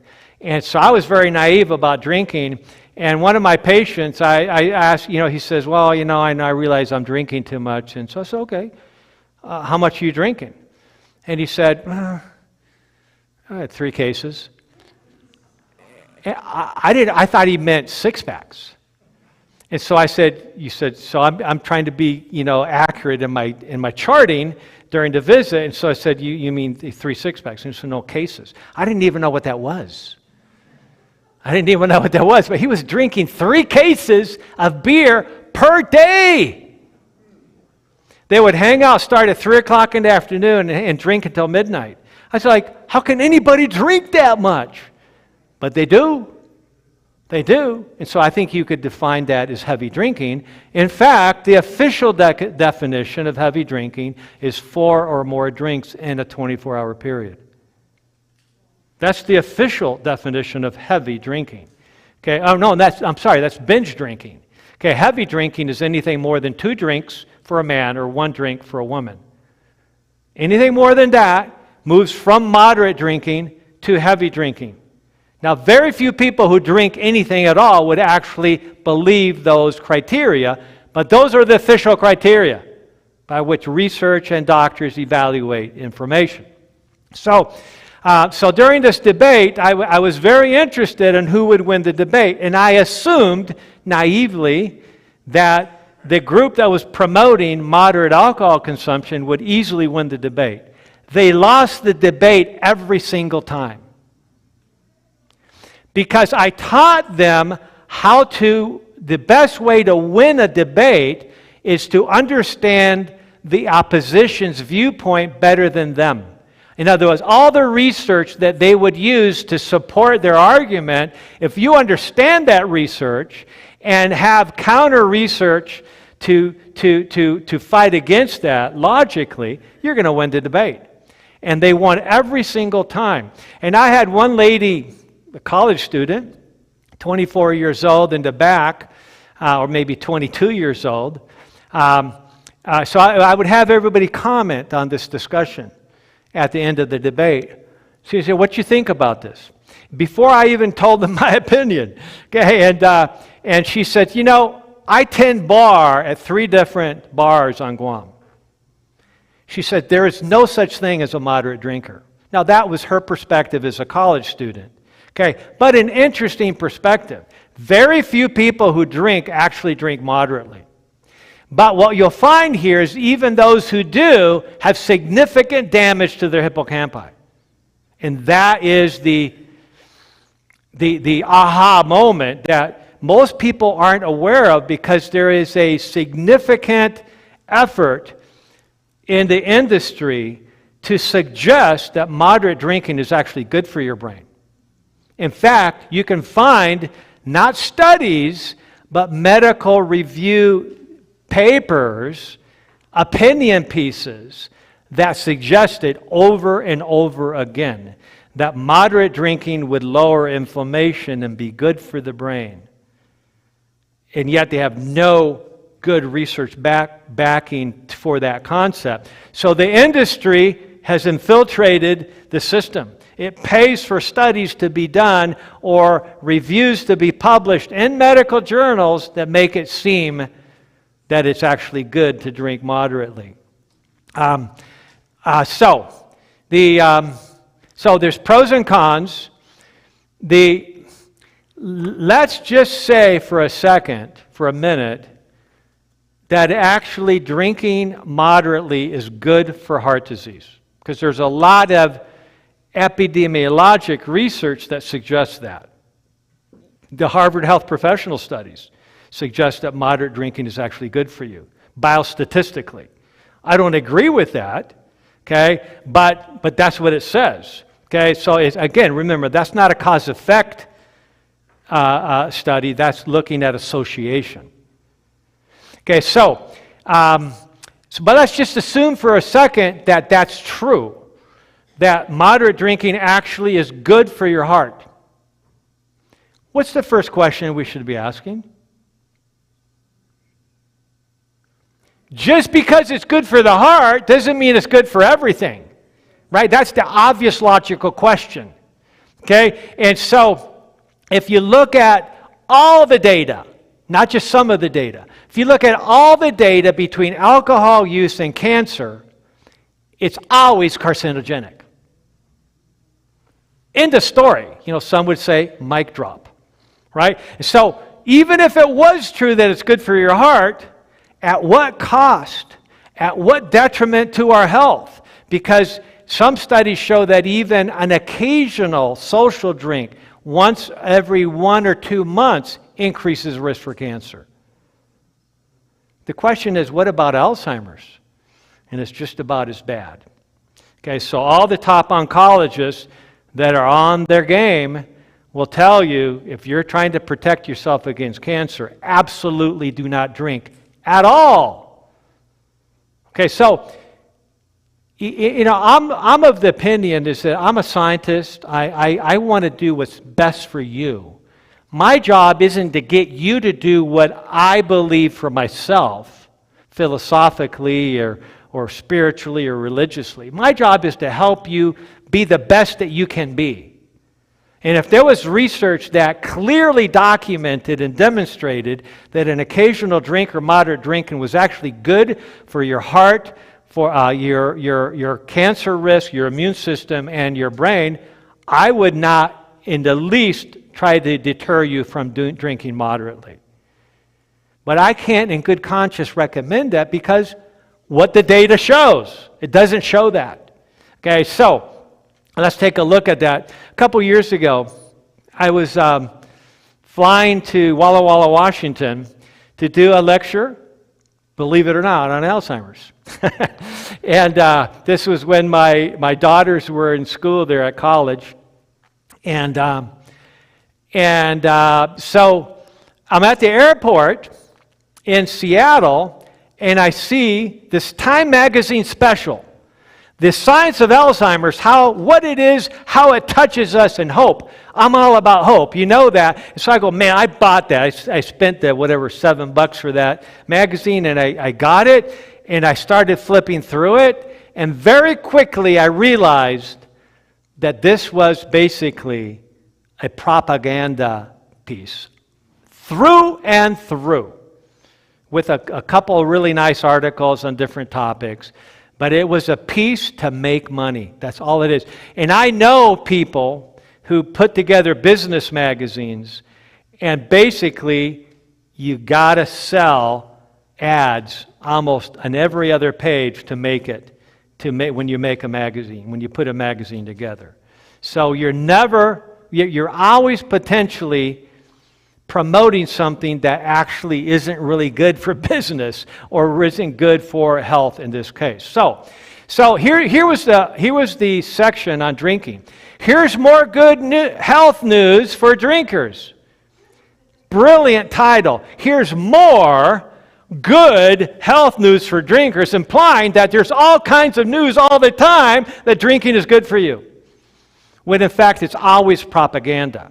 Now, the original research that suggested that drinking moderately was good for your heart was actually later shown to be based on an error in methodology in the studies. This is all documented in the medical literature. That was when they were looking at past drinkers, who are non-drinkers now, okay, past alcoholics were in the category of non-drinkers. You can't include those in the non-drinking category. You need to separate them. Okay, because once you separate them, there's absolutely no value of moderate drinking. Of course there's going to be value if you include past alcoholics that had all this damage to their body and their health. It's going to skew the results in the opposite direction. Okay, so that's part of that understanding. Okay, so I read this, with concern. Last night we talked about Glenn Campbell, this morning as well. There's a pathologist who has a channel on YouTube called Reel's Channel, where he talks about the real cause of Glenn Campbell's Alzheimer's. And in this review, family members, including his wife, who's a great advocate of helping people understand Alzheimer's, beautiful lady and a great spokesperson for Alzheimer's. She said, everybody knew Glenn Campbell had a drinking problem, except Glenn Campbell. He'd been drinking heavily from his youth. Okay, and that's a major, major stress on the hippocampi, and that's why he lost half his hippocampi over those years, or that's one of the big reasons he did that. Now, take a look at this study. What about moderate drinking relative to Alzheimer's or cognitive decline, or occasional drinking? The best study ever done to date was published in 2017 by the British Medical Journal, which I consider one of the most accurate and trustworthy medical journals today, for a lot of reasons. Okay, but they basically looked at, let's take a look here.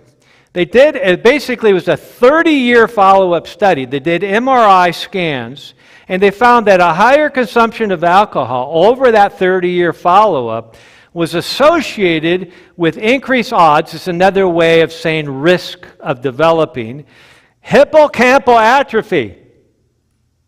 Right? That's the theme of the weekend, right? World Alzheimer's Day. We want to prevent hippocampal atrophy, okay, in a dose-dependent manner. So that means any amount of alcohol incrementally increases the risk of hippocampal atrophy. I had a patient just earlier this week who came into me. She said, my family got together and kind of did a little intervention with her and saying, Mom, you're not as sharp as you used to be. You used to be really quick-witted and funny. You're not. You still communicate very effectively, but you're not quick-witted anymore. Something's going on. You need to start addressing this. And so her and her husband came in to see me on, I think it was Tuesday. And it's interesting. We were talking about the whole structure, everything we've been addressing this weekend, looking at the big picture, how we, what testing we're going to do and so forth. You know what the main thing they wanted to figure out? The husband said, and he was being careful not to cross his wife or embarrass his wife, but he's saying, there's a lot of confusion right now on the question of alcohol. He said, my wife loves to have a couple glasses of wine or 1 to 2 glasses of wine in the evening. Is that okay? Or is it not okay? And I could tell his wife was just sitting there like, don't bring it up. Just don't ask those questions, Okay, because if you don't ask the question, you don't have to change, right? You don't want to change. I can get somebody that notices some type of benefit from having a glass of wine or 2. I get that. But you got to ask the question, what's the cost to me now and later on? And so I listened, they kind of elaborated on that, and I listened to them. I shared with them this study. And I said, there's this huge 30-year study in England of people who are highly educated, which normally would have good hippocampal activity. They found that those who drank more than 1 to 2 drinks a day were 580% increased risk of hippocampal atrophy. And those who only drank 1 to 2 drinks a day, which is considered moderate drinking, still had a 340% increased risk of hippocampal atrophy. And there was no protective benefit at all from 1 to 3 drinks per week. This is the most definitive study that I've seen in the medical literature on this topic. And you know what really struck me as I listened to these researchers talking about this study, they said, we were shocked. We did not expect this at all. And I'm going like, where have you been? Okay, they're major researchers in this topic. Why aren't they aware of all the other research that basically says the same thing? Okay, you just got to connect the dots. You got to read between the lines. So very interesting. In fact, here's another document from the Annals of the American Thoracic Society. There's a dose-dependent correlation between alcohol consumption and viral illnesses. I first learned this during the AIDS epidemic in the 80s, that the studies were showing that if you had a couple beers on the evening that you were exposed to HIV, you were much more likely to get infected with it. Alcohol dramatically increases our susceptibility to being infected by any infection, especially viruses. Okay, increased risk of acquiring community infections, and that could include any infection. Okay, of any kind. Okay, and then there was a 7% increased risk of a more severe course of COVID-19 with each drink consumed during the week. So if you had 1 drink in a week, which is way better than moderate drinking, you already had a 7% increase of getting COVID. Okay, and if you had 2 drinks 3 times a week, right, which would be pretty common for anybody that drinks occasionally, that would be a 42% increased risk of getting COVID right then and there. So, caused by alcohol-induced oxidative stress leading to a depletion of the critical antioxidant glutathione and ultimately deteriorates alveolar barrier in the lungs, the integrity is decreased and therefore modulates the immune response down. Okay, so hopefully that's enough information for you to be aware of that. A quick story. Some years ago, I had a patient who was an engineer, came to see me. How are we doing with time, Kurt? 1 minute? 1 minute? Okay. I won't tell the story. You'll have to get that some other time. It's a great story, though. So let's look at these last 2 real quick. Let me run through it. What about caffeine? Whoa! Okay, don't talk to me about caffeine. Now, let me just say up front, there's a lot of research on both sides. Okay, so if you want, you can find all kinds of research supporting the use of caffeine actually improving hippocampal volume. But there's a lot of research on the opposite side, and so the thinking person should ask the question, wait a minute, it can't be both. So why is it that you have so much research suggesting that both things are a reality, which is impossible? And so this article in the Time magazine special, Coffee, the latest antidote to aging. Boy, who came up with that line? Some marketing group made a lot of money putting that article together, and that's what happened, I can guarantee you. This wasn't some researcher or some thoughtful, reviewer of the literature that came up with this study. This was paid for and bought, guaranteed, by the coffee industry. We could talk a lot more about that. Here's a couple quick studies. Caffeine alters proliferation of neural precursors in the adult hippocampus. In other words, these results demonstrate that physiologic relevant doses of caffeine can significantly depress the adult hippocampal neurogenesis. Now, as I already said, I didn't have time to put the other study in. You can find what you want in the medical literature. That's why I would also have my students at University of Guam debate this topic. And guess what? Blew me away. Every single time, the group that argued for avoiding coffee won the debate before I had anything to say about it. Because, see, I don't want to bring my preconceived notions to that. We all have preconceived notions of what's good and what's bad. And I'm not saying this is the worst thing ever. It's not. Okay? But we need to ask the question, does it help or not? Right?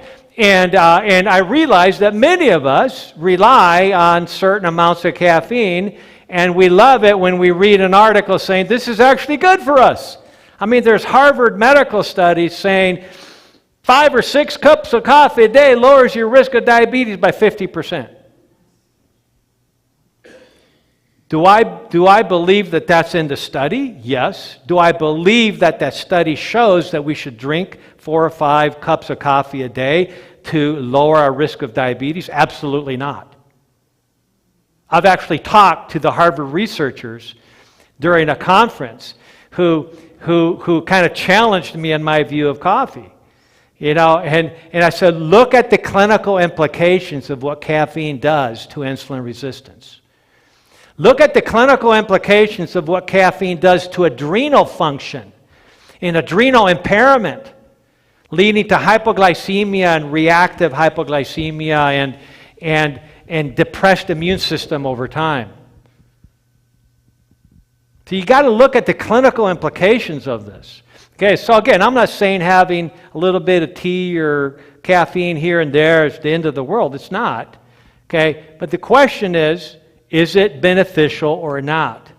Okay, it's the funny part of this is that the majority of the population, the United States population diet is so poor, you can actually improve the nutritional value of the diet by adding coffee. And that's true. That's accurate. Okay, that's how bad the American diet is. But that's not a good argument for saying everybody should start drinking coffee, especially if you're already eating healthfully, because at that point it's probably going to be on the other side of the equation. You understand the nuances here that we have to work through to understand what is truth and what is fiction in the healthcare arena. Okay, so moving on.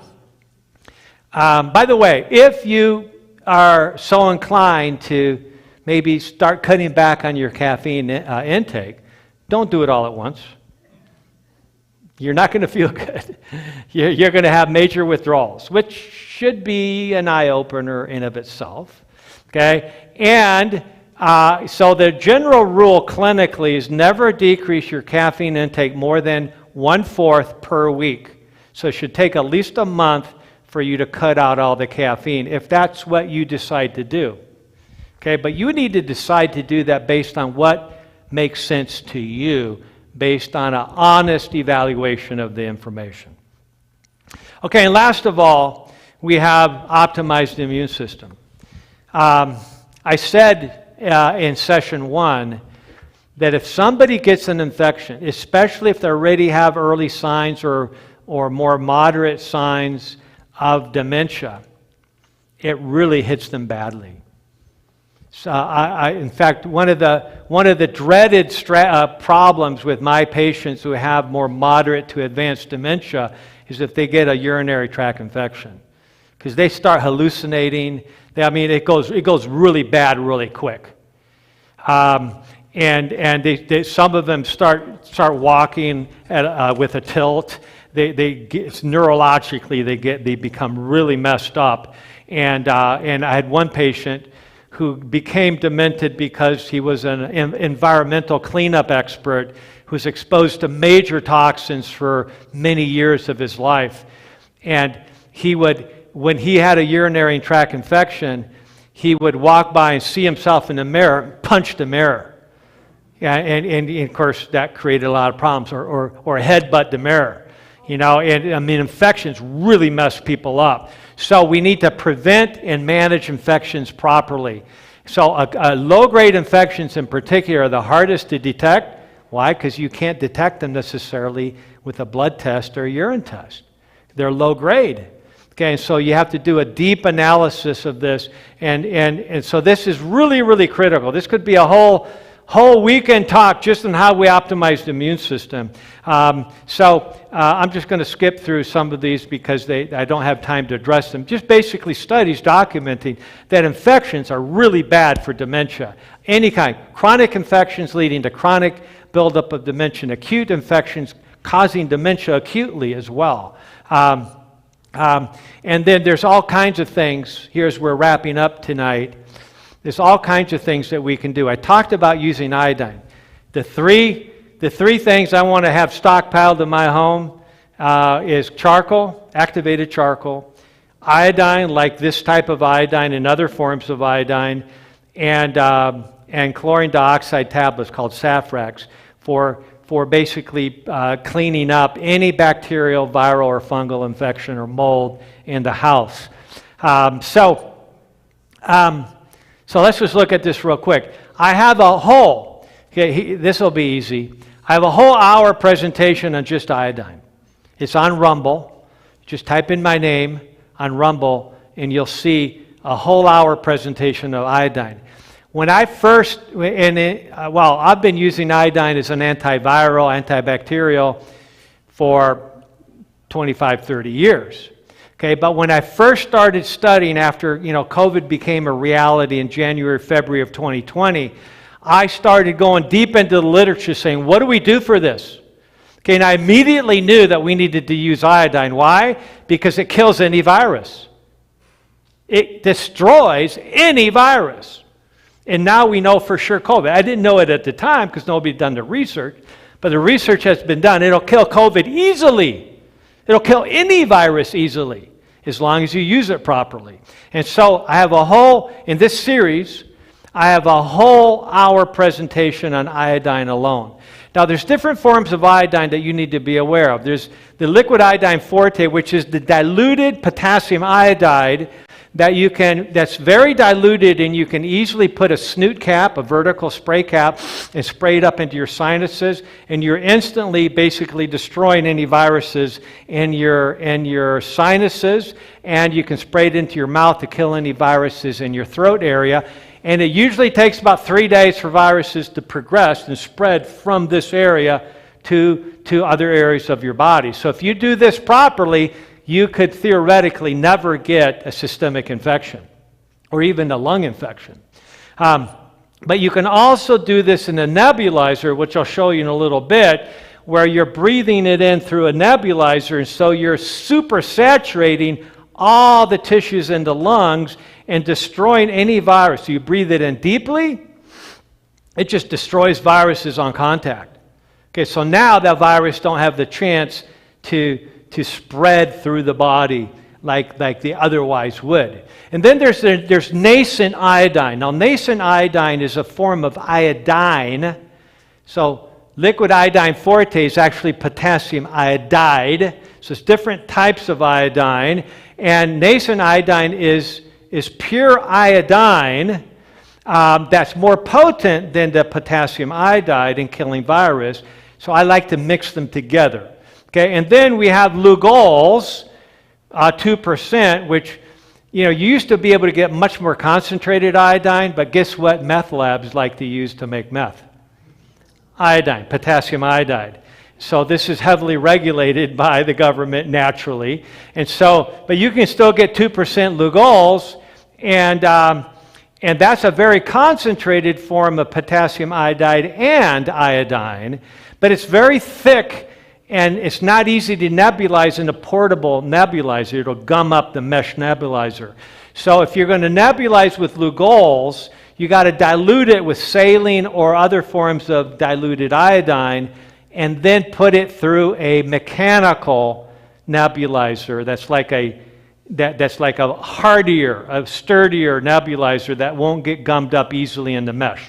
Okay? So you just need to understand that. And then you have povidone, 10%. Now, povidone is just a generic name for like what we normally refer to as betadine.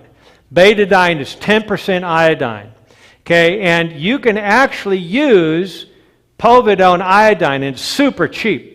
At the beginning of the pandemic, I was ready, man. I had a box full of charcoal, I had everything, and I had a whole box of bottles of povidone iodine. You know, to date, 4 years later, I'm still on the first bottle. So it lasts a long, long time. But the point is that this could save a lot of people's lives if used properly, and the studies are there to prove it. Okay, so basically, here's the povidone iodine. Basically, what you do is you do what's called the sniff and swish. Dr. Peter McCullough started talking about iodine years ago, and I've been doing this for 25 years. I was really impressed where one of the world's most recognized cardiologists started talking about using povidone iodine and iodine to treat COVID because the studies were there to prove it. Okay, so basically what you do if you're going to use this is you dilute it 20 to 1, at least 10 to 1. 20 parts water to 1 part povidone, which is basically 1/4 teaspoon of 10% povidone in 1 ounce of water. That gives you a 20 to 1 dilution, okay, or basically 0.5% iodine. Okay, so you can then take a sip of that, swish it in your mouth, gargle for another 30 seconds, and then you spit it out. This form of iodine is not to be swallowed. All the other types are nutritional forms of iodine. Povidone or betadine is not designed for internal use. You could get away with a little bit of swallowing. I wouldn't recommend it. Okay, and so it's mainly for topical application, but okay for a gargle and a swish. You can also spritz it up into your sinuses. It'll sting a little bit because any liquid up the sinuses is going to sting a little bit, but it'll knock out the virus. So that's the cheapest way to use iodine right there. Everybody should have a bottle of povidone or betadine. It's super cheap. Everybody should have one in every house. Okay, so basically, just doing that reduces SARS-CoV-2 virus infectivity to below detectable limits. Okay, and there's all kinds of studies supporting this. Dramatic studies that show that it improves health, and basically, you know, your risk of being hospitalized goes way down. Your risk of being put on oxygen goes way down. Your risk of death goes way down dramatically just by doing iodine. Okay, so it's almost free. That's how cheap it is. So take advantage of it. So we should at least have this in our home medical cabinet. At least have this. Okay, and so with that, you see, you can spray it up into your sinuses. And then this is a portable nebulizer that you can use. Everybody should have a portable nebulizer and then a mechanical kind of a tabletop nebulizer just in case. Who knows when there's a new virus is developed that will be very infective and deadly. You're ready for it if you have this available.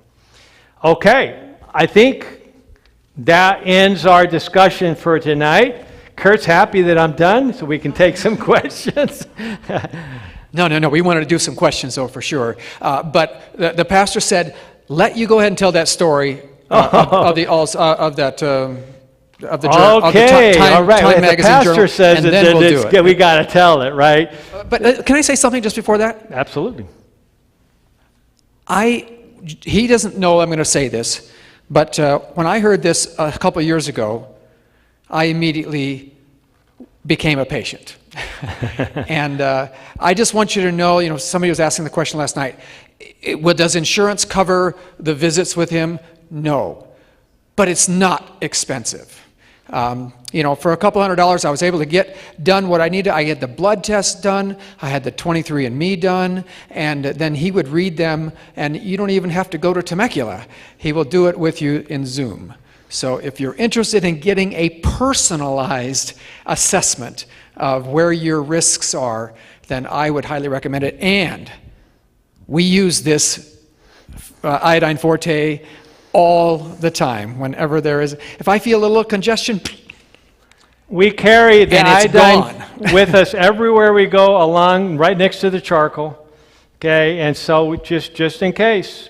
I have it in my Jeep, I have it in my office, I have it at home. And so if I'm ever exposed to something that I think, hey, that was a little dicey, and I'm good. Yeah, and I mean, the thing costs, it's only $15 for a whole bottle. So, Yeah. I mean, it's not from his clinic. So it's really, really worth it. So we want to let you know that this book is going to be available right after we're done here. But I wanted you just to tell the people what is in this book that will be a benefit to them. Well, this book, as I mentioned in session 1, I'm really not a writer because, I actually used my clinical notes that I took every month as I was meeting with John and Mary. And I would spend a long time after hours writing out the description of what I had been told over the phone and what was going on, what was changing, what was better, what was not. And after 3 or 4 months of doing this, I realized, wow, this could actually be a book. Okay, and every once in a while, I get really inspired to write something that's of significance. I think this was one of them. And as stressful as it is for me to put together presentations like this, it's not stressful for me to give them. I could do that in my sleep. What's stressful is putting them together. Writing books, making presentations, that's really stressful because trying to get it right. But this is basically an outline of an 18-month journey with John and Mary, somebody who had advanced Alzheimer's and how they dramatically improved their function, which was like a revelation to me. And the revelation was the power of a faithful spouse, that even though that individual had no power of their own to fix anything, because the husband was 100% committed to helping his wife follow the program, she got better and better and better and better to the point where she was able to embrace and call and talk with her sibling that she had basically forgotten all about for 4 or 5 years previously. But they will also get the steps that you... so all the things that we did and the process and the recommendations. I mean, you're not going to have every recommendation that I ever make. That would be a much thicker book. Okay, but it gives you all the labs. Okay, it tells you which ones. Yeah, and all it goes over many of the things that we did, and it was primarily written to give you a sense of, wow, there is hope.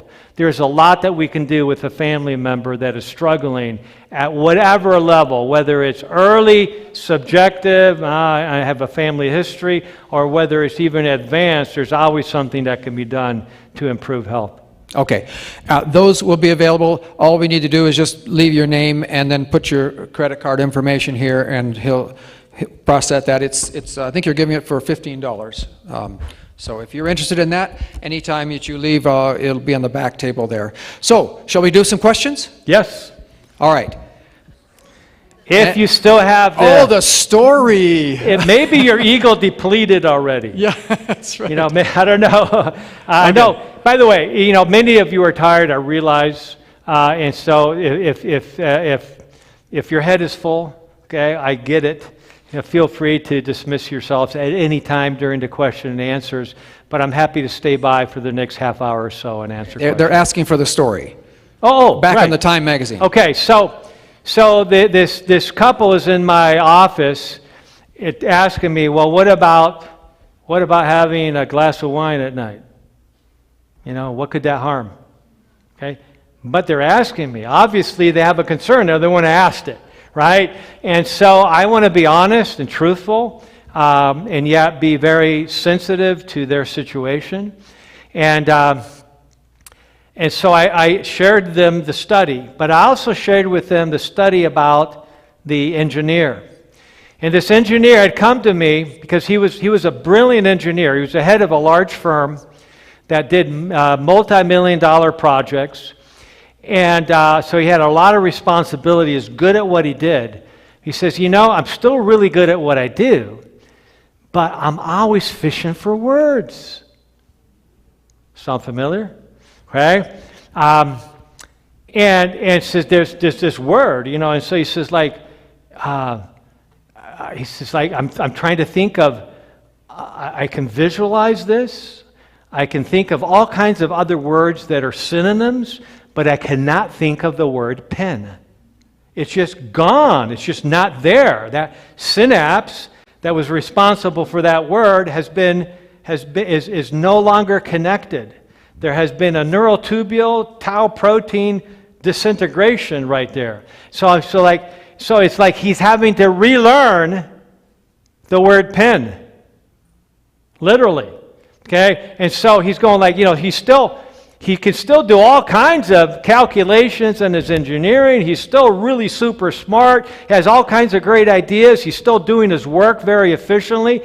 But so he's talking to his friends or colleagues, and he says, hey, can you hand me that? Then he goes just right there. Hand me, that, the pencil. I mean, the thing you write with. That's embarrassing. So he's come to see me and says, I'm still really functional in my work, but I'm really not enjoying the fact that I'm basically struggling with word finding, word fishing. And during that very first consult, I noticed, I just kind of kept track because he was talking about that as an objective, that he had 10 obvious cases during that 1 hour consult, because I always spend an hour with every patient. I don't mess around with shorter times because I need to listen to you, right? So 10 times he was fishing for words. So much so that I knew what the word was without him mentioning it. He's kind of finding a workaround. He came up with enough information, so I knew what the word was, and I resisted, saying what the word was. And oftentimes he says, you know what the word is, right? I go yeah, I know what the word is. So he was, he's very bright, super high IQ, a better IQ than mine, just couldn't think of pen or whatever word it was at the moment. And so we begin working on the program. You now understand better when I mean the protocol. There's a lot involved. We did all the testing. We discovered he had a very high homocysteine level, which we know is neurotoxic. We started giving him B vitamins like B12 and folate to lower the homocysteine level, because we know that directly improves the chances of hippocampal growth. I found all kinds of things that we could fix, and he was a social drinker, and he just mentioned it right up front, and he said he liked to drink, and he says, what about it? And so I went over the studies with him. I says, listen, that's a really good question. I think if you want to really optimize that, you need to understand, here's the studies. Make up your own decision. He was impressed by the studies, and he decided, even though he liked drinking moderately on social occasions, he says, you know what, it's not worth the embarrassment I have with word finding. So he decided to cut that out as part of his program. Fast forward about 4 months. He said, hey, I'm getting ready to go on an anniversary vacation.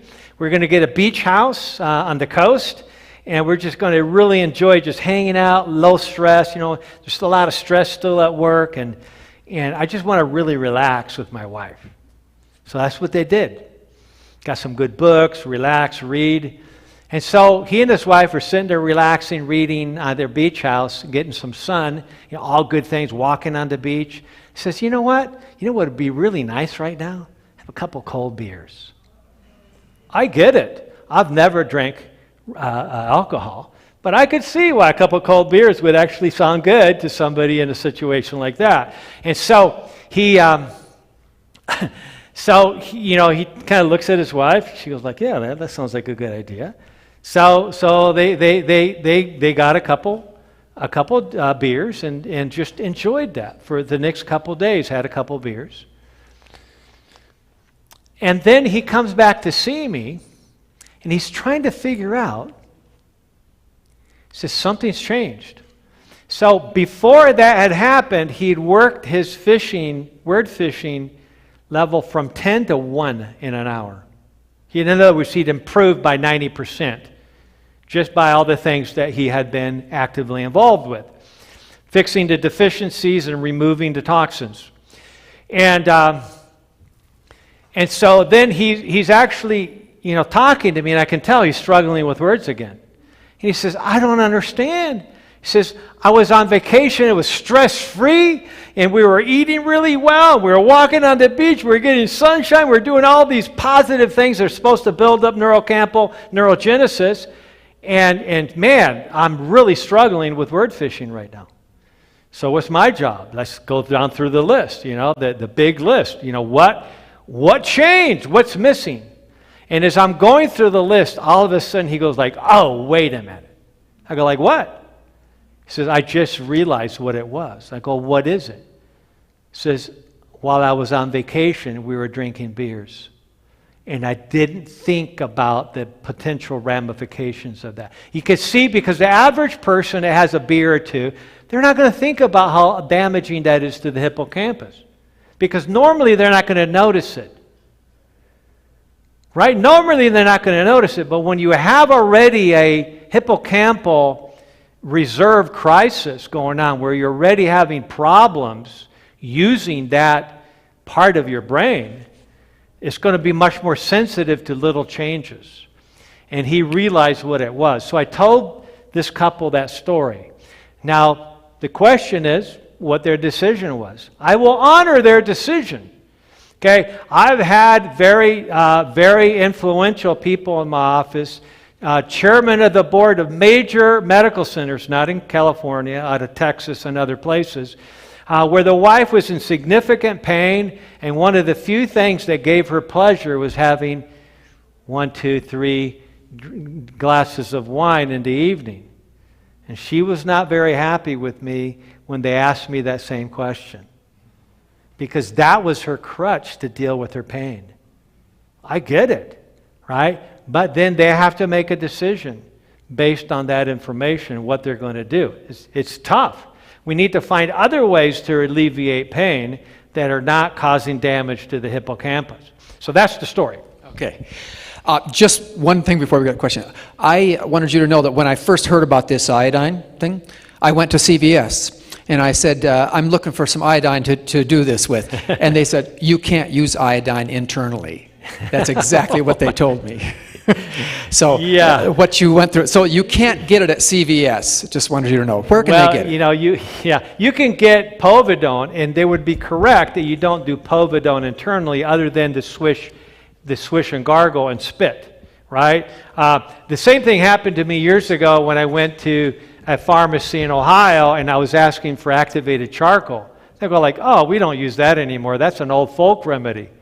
And so I spent about the next 20 minutes with the pharmacist explaining what the reality was. And, to his credit, he goes like, well, I never knew anything. We didn't learn anything about that in pharmacy school. He says, but charcoal is the number one thing you want to have. Iodine's number 2.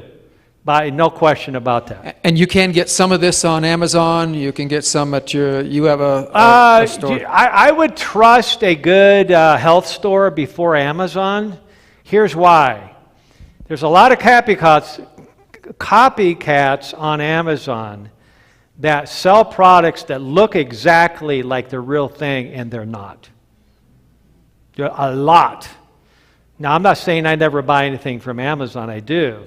But be careful, especially when you're dealing with supplements or things that can easily be labeled. Okay, just be careful. I've been warned by industry leaders on that. It's a big, big problem on Amazon because Amazon doesn't care. As long as they sell something, they don't care whether it's good or not. Literally. And I've checked on this, and the store that he has is a better price than Amazon anyway. But there's also some stores nearby. Yeah. I think I saw when we first started here, I think Dan had your hand up first here. With vitamin D, is it necessary to take vitamin K as a cofactor for better absorption? Yeah, so I like to optimize vitamin A to the same level as vitamin D. So if I'm taking 5,000 units of vitamin D, I take 5,000 of A. Okay, I'm sorry. Okay, but what I said is still accurate. Okay, and then with vitamin K, different doctors require different levels. First of all, we typically would recommend the vitamin K2, MK7, okay, which is a little bit better and more effective than MK4, vitamin K2, and both of those are better than vitamin K1, which is really a completely different vitamin than K2.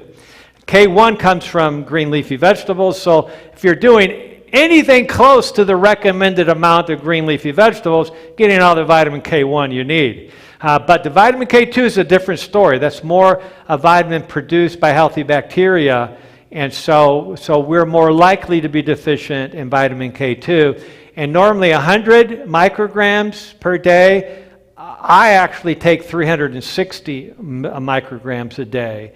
So it's I use a product that has 180 micrograms of K2 MK7 with 5,000 international units of vitamin D3, and I take 2 of those. So I take 10,000 D, 360 micrograms of K2 MK7.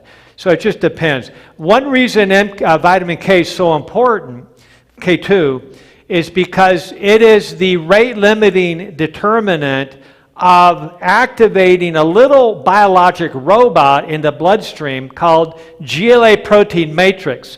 It's literally a little biologic robot that when it has vitamin K2, it mines calcium out of the artery walls where it should not be, or if you have an elevated coronary calcium score, or if you have extra calcium in the kidneys or in your tendons or ligaments, which is bad, okay, or in your brain. Okay, so it mines calcium out of areas and soft tissues where it should not be, takes it back to the bone where it should be. So I like GLA protein matrix, little biologic robots. You got to give them vitamin K2 for them to work. Yes, if iodine's touted as such a good supplement or a liquid to use, I can't help but to wonder, why was that not used during the highlight of COVID? What? Which one? The iodine. Well, I was promoting it from the very ventilators. beginning, so you just didn't happen to see my post. Hey, I'm wondering if it there's a whole bureaucracy. reason. If you watch my presentation on iodine and the 7-part series that I talked about, I'll explain. It was largely misinformation. They were promoting. They would have information about. They would have like a top ER doctor at a top medical center says like, hey, iodine can be good for bacterial infections, but it doesn't do anything to viral infections, and it was making a big deal about that, which was absolutely false. It's like he could have Googled that in 10 seconds and learned he was way off base, because it goes back to after the Spanish flu. The government and various scientific agencies were so concerned about this happening again that they spent 25 years of research figuring out, what do we do if this happens again? You know what the main #1 recommendation that came out of that? Use iodine, because it'll kill any virus. They were talking about aerosolizing iodine even in schoolrooms. Of course, the one problem with that is, what about that 1 in 100 or 1 in 1,000 person that's allergic to Allergic to iodine. it. You know, I've had a few patients that they get a little sniff of iodine, their lips swell up. But it's extremely rare. Okay, and if that's the problem, you don't do iodine, you use something else, right? There's all kinds of other options. But iodine is the first go-to strategy. It's super cheap, it's available everywhere, okay, and it should have been used immediately at the very beginning, and it would have eradicated COVID, as That's the what I study thought, showed. too. Okay, but there was a lot of corporate and other interests that were Bureaucracy. otherwise. Yes. Another quick question, please. In your opinion, it's not relative to this, but I have to wonder. I'm not there yet, but they seem to push the calcium shot on senior women, that you should get it once or twice a year. Calcium shot? Yes. There is a shot that you get that boosts up the calcium. And holistic-wise, I've been told this is not a good idea. Well, It's well, you bad. know, I'm learning something today. I didn't So- even know that was an option. Okay. And I am shocked because I would, at least on the surface, I would never, unless somebody is, you know, so low on calcium that it's problematic. The reality is that we get plenty of calcium in even the unhealthy diet that we eat. So calcium is not the mineral that we need to supplement. Thank you. Magnesium is the mineral we need to supplement, not calcium. I rarely recommend calcium, and if somebody tells me they're using calcium, they're concerned about osteoporosis, they have a problematic DEXA scan with a low mineral, bone mineral density, etc., then I will say, well, keep your calcium intake at least under 500 milligrams a day, not the recommended 3 times a day. That is just simply ridiculous. It's actually really bad. It's promoting calcification I agree 100%. throughout the body. But they tell women that this will help you from future fractures. Well, and also I would Medicaid does not probably cover it, so it's I out would of want to see pocket. the research on that, and even if I did, I would question the research. Thank you for taking my Yeah. question. I would actually, you know, if you want to optimize your bone, first optimize magnesium. Okay, then you might want to optimize DHEA as a natural hormone. That's good for bones. Then where appropriate, you can use low doses of estradiol and progesterone. Those are very, very supportive for bone formation. Vitamin K2, we mentioned already, that is important. I would potentially use boron. I'm trying to think what I'm missing. Of course, exercise, you know, maybe that would help. That would be far better than taking especially a calcium injection. I would be very hesitant to do that.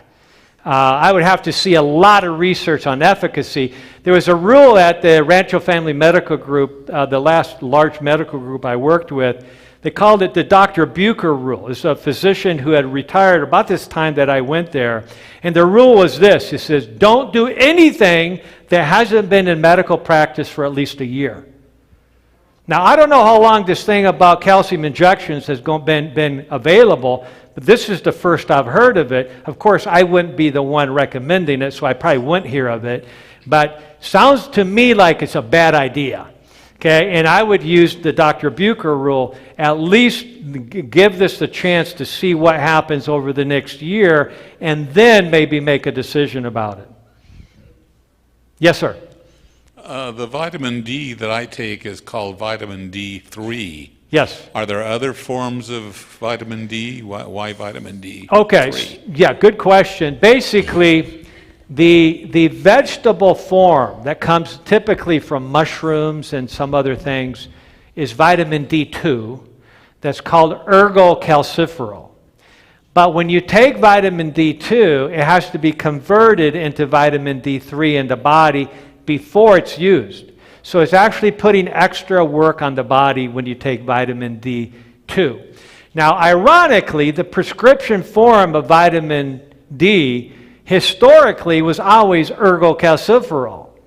Okay, and so it was done 50,000 units once a week. So put a big load on the body to try to convert it every week. Really not a good idea. It's better than doing nothing. I would do it rather than nothing. Okay, but there's so many better options, like using vitamin D3. Now, the other implied aspect of this question is, well, vitamin D3 is not vegetarian, technically.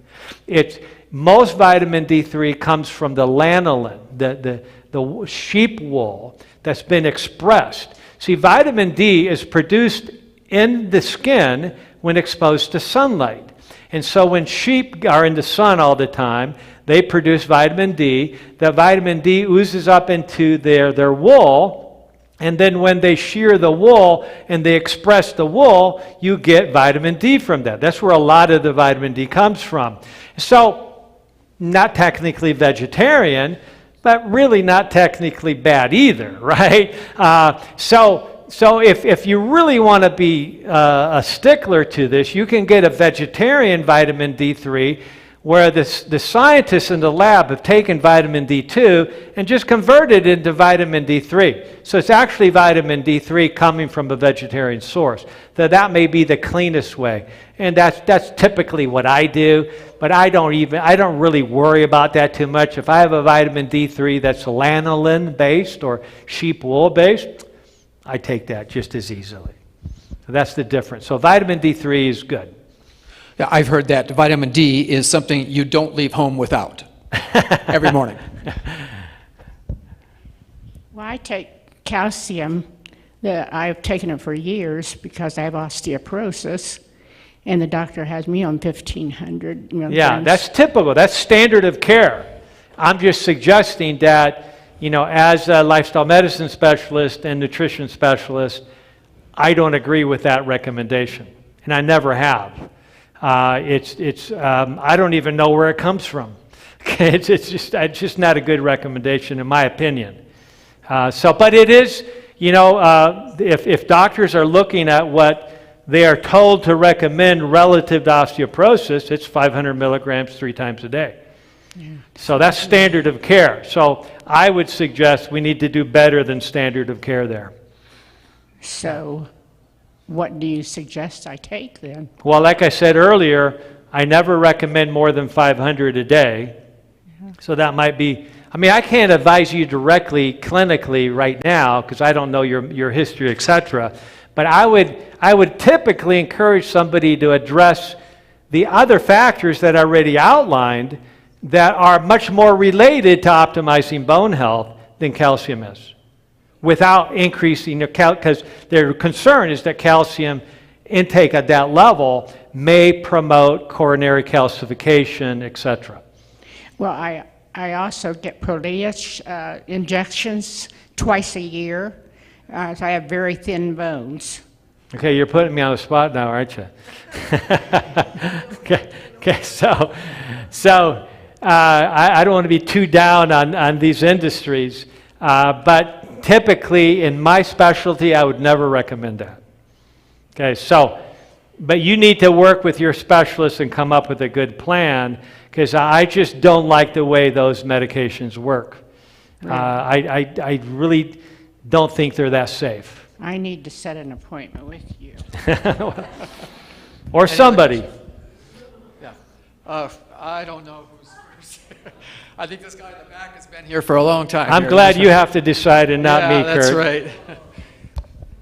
right. 2 quick questions. What do you think of, there's these so-called miracle Alzheimer drugs to remove plaques in the brain. Miracle what? Alzheimer medications in recent years that they call them miracles to reduce plaque in the brain. And then also, it's energy drinks have proliferated our society now. And young people, many young people in college, Red Bull gives out 4-packs. I saw at University of Hawaii before finals exams, where Red Bull brings you, or gives you wings, I guess. Monster. Well, I was out in the desert working one time, and when there's spring break, they give out Monster drinks, and they combine them with alcohol. So they're binging on alcohol with these. Yeah, what could go wrong? Right. I was just I wondering. mean, all you got to do is look at a little bit of basic science literature and go like, that doesn't sound like a very good plan. Okay, but going back to your original question that had to do with, say that again? Alzheimer's medication. Medications, okay. Well, Dr. Del Bredesen, who's a neurologist and has done research for 40 years now, he's in his mid-70s, he has written very scathing articles about what's going on with the pharmaceutical industry relative to Alzheimer's research. One of the problems is that that the powers that be within Alzheimer's and neurology at the ivory tower levels have focused their mind on drugs that remove beta amyloid from the brain, and that's they're not basically promoting or supporting any studies that are looking at any alternative hypotheses as to what might be leading to Alzheimer's. What's really interesting is that not one medication of the 400 or so that have been studied that are attempting to reverse plaque in the brain, even if they do reverse it, has been shown to be long-term beneficial for Alzheimer's. Not one. Okay, so it's a colossal failure, a colossal waste of taxpayer money and corporate money. Okay, but these medications that are approved are not approved on the basis that they improve cognition, because they don't. They're approved on the basis that they're showing some removal of beta amyloid or something, or some index like that. It's kind of like medications for diabetes are not approved based on the fact is actually improving health. It's are you lowering the hemoglobin A1C? Are you lowering the blood sugars? Assuming that by lowering the average blood sugar and hemoglobin A1C, that's actually good for health. But that's not necessarily true. In fact, the opposite is true much of the time when you're doing medication management for diabetes. So it's a real challenge to figure out, because the assumptions that we make in research and medicine aren't always true. And so, for instance, Dr. Rudy Tanzi from Harvard, one of the top geneticist of the world, who's discovered the vast majority of mutations related to Alzheimer's. I had a chance to talk to him at a conference a while back. Super nice guy. And he's gone on record in saying that when there's studies, in fact, there was a vaccine developed that removed beta amyloid from the brain, that effectively removed beta amyloid from the brain fairly quickly. Guess what happened? They had to stop the study. You know why? Because when you remove beta amyloid from the brain, you are removing the most potent antiviral, antibacterial substance in the brain, beta amyloid. There's a reason it's there, okay? And people are developing encephalitis and being at high risk of dying. So they had to stop the study. So the whole idea of removing beta amyloid with a medication, rather than addressing the underlying cause of why the body makes beta amyloid, is really misguided. Okay, so that's why we're focused on underlying strategies, because you don't want to get rid of, in other words, it's like shooting an ambulance driver, because when you see the ambulance driver, you say, this is bad, somebody's been hurt, so I'm going to kill the ambulance driver. That's what getting rid of beta amyloid does. Okay, the idea is address the cause of why the ambulance needed to go to that location in the first place, and now you don't need that ambulance anymore.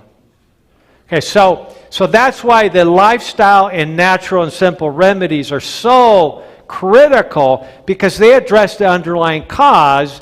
They're not blaming the final stage of something that the body's trying to use to protect itself. So I'm happy to lower my beta amyloid, but only if I do it based on cause-effect, not just removing it and not dealing with inflammatory infection or whatever it is, or toxin that's causing the deployment of that antimicrobial peptide. That's what beta amyloid is. It's the most potent antimicrobial peptide in the brain. Okay, here we go. I heard recently that statins cause cognitive impairment because they block the fat, and the brain needs a lot of fat to be healthy. Have you heard that? Or is that... Yeah. Yes. Yeah. So especially especially certain types like the atorvastatins are double the risk of the dementia. Yeah. And the reality is that any statin increases insulin resistance, which is just bizarre because insulin resistance is a bigger cause of heart disease than cholesterol is. So why lower cholesterol with a statin if by doing that you're increasing insulin resistance, which is a worse risk factor? Sounds like a really bad payoff to me. And so, again, we're dealing with conventional strategies that are maybe not well thought through. One of the top cardiologists in Europe, Dr. Malhotra, he was down on statins for years and years, okay, and he was vilified. There's universities that are getting $200 million to study statins. Guess what? They're going to want to turn out really positive studies because they're getting $200 million for it. So that's a potential concern. And of course, the bottom line is the research is very clear. Statins only lower the absolute risk of a heart attack by 1%. Relative risk might drop by 30, 40%, but compared, basically the absolute benefit is very small. You're far better off just following a couple of the lifestyle strategies. One interesting study published in one of the top medical journals in the last 5 years actually said that just having one apple a day is comparable statistically with the same benefit of taking statins. And I would say that it's probably a lot better for you than taking statins. But anyway, just going back based on the research itself. Yes, where's the mic? Yes, ma'am.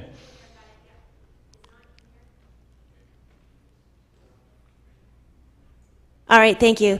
I wanted to ask a little bit more if you would address the issue of sleep, specifically chronic, just really resistant insomnia, somebody who's maybe sleeping 1 hour to 3 hours every night for a year, 2 years. It's taking a real serious toll. Even I loved the list that you had. It was absolutely huge. In my eyes, I went down through each one, and this person is doing those things. Of course, could do some of them better, or some better consistency, but unable to take anything but melatonin, herbal teas, and honey at night with protein. Everything there plus. Do you have any other kind of recommendations, or could you speak to that at all? I spoke earlier about when I do a workup on somebody that has insomnia, the first question I have is I need to rule out whether there's a blood sugar imbalance. And one cause of insomnia is fluctuating hormones throughout the night that relate to cortisol, insulin, and blood sugars. And so that's where I do a 4-hour glucose tolerance test to determine, is this at least in part of the problem? And so when we're dealing with complex, complicated issues like the one you described, where they're not easily responding to, the majority of natural or even prescription strategies, then we got to start looking at other angles and trying to evaluate, is there a possibility that there's a adrenal issue? And adrenal issues will keep you awake, okay? Because if the adrenals go up and down, too low, too high, that'll keep you awake indefinitely. And then the longer you have problems with insomnia, the more hippocampal problems you have, which then adds to insomnia. Okay, so it can be a real catch-22. So the key is to work through this one step at a time. And everybody's different clinically, but I would look at that. I would look at, how much is anxiety part of the equation, and look at natural strategies to reduce anxiety. That is different than just trying to address insomnia. So fixing anxiety, if that's an issue. And sometimes people don't realize they're anxious as well, but it is a part. The brain just keeps active and they just can't relax. And so there's things that can be done to calm the system down. One thing that I try with patients is a product by Neurobiologics called Calming Cream. It's actually a pump that has special forms of GABA in it, and L-theanine and L-tyrosine, and you just rub it into your wrist, inner elbow crease, carotid arteries, okay? And then just breathe it in. Breathe in the aroma for 60 seconds, deep breaths. And if it's a problem with the mind being overactive or not shutting down, calming cream just kind of shuts that down. And people can use that even during the day. As long, it won't put you to sleep. It just helps you focus on what you need to do. Hi. I'll keep going, Kurt, until you say it's time. All right. Could you use the iodine in a diffuser? In a diffuser? Yes. Like a room diffuser. Yeah, right? you can do that, and you can walk around and basically kill off viruses and bacteria in the room. Or, yeah, fumigate like. So, but if you have a cold or a respiratory infection, then use the mask so that you can get the optimal amount of iodine into your system through a portable nebulizer. Okay, I think that's where we have another program coming in here at 5:30. In fact, you are all invited to it. It's a concert, so if you would like to stay for that, and then afterwards, I understand they've got corn dogs downstairs. So you are welcome to that. But let's just close off this portion with prayer. Would you be willing to do that for us? Yeah, let's do that. Let's bow our heads. Father, we're grateful that we had the opportunity this weekend to go over so many strategies that would be beneficial to us as we understand them and apply them. And we just pray, Lord, that you'll guide each one of us to determine how to move forward with this, how to apply this information to our lives. And Lord, we are grateful that you care for us and you want what's best for us and you want us to have hope and understanding of better things to come. And so we look forward to how you will guide and bless each one of us as we take the initiative to improve our health. In Jesus' name, amen. Okay. Thank you to Dr. Wes Youngberg for this time. Okay. And his book will be available out in the back there. You can see me or Richard, and you can just leave your information and we'll take care of the charges later. So thank you so much, and we'll have a program starting here in about 10 minutes.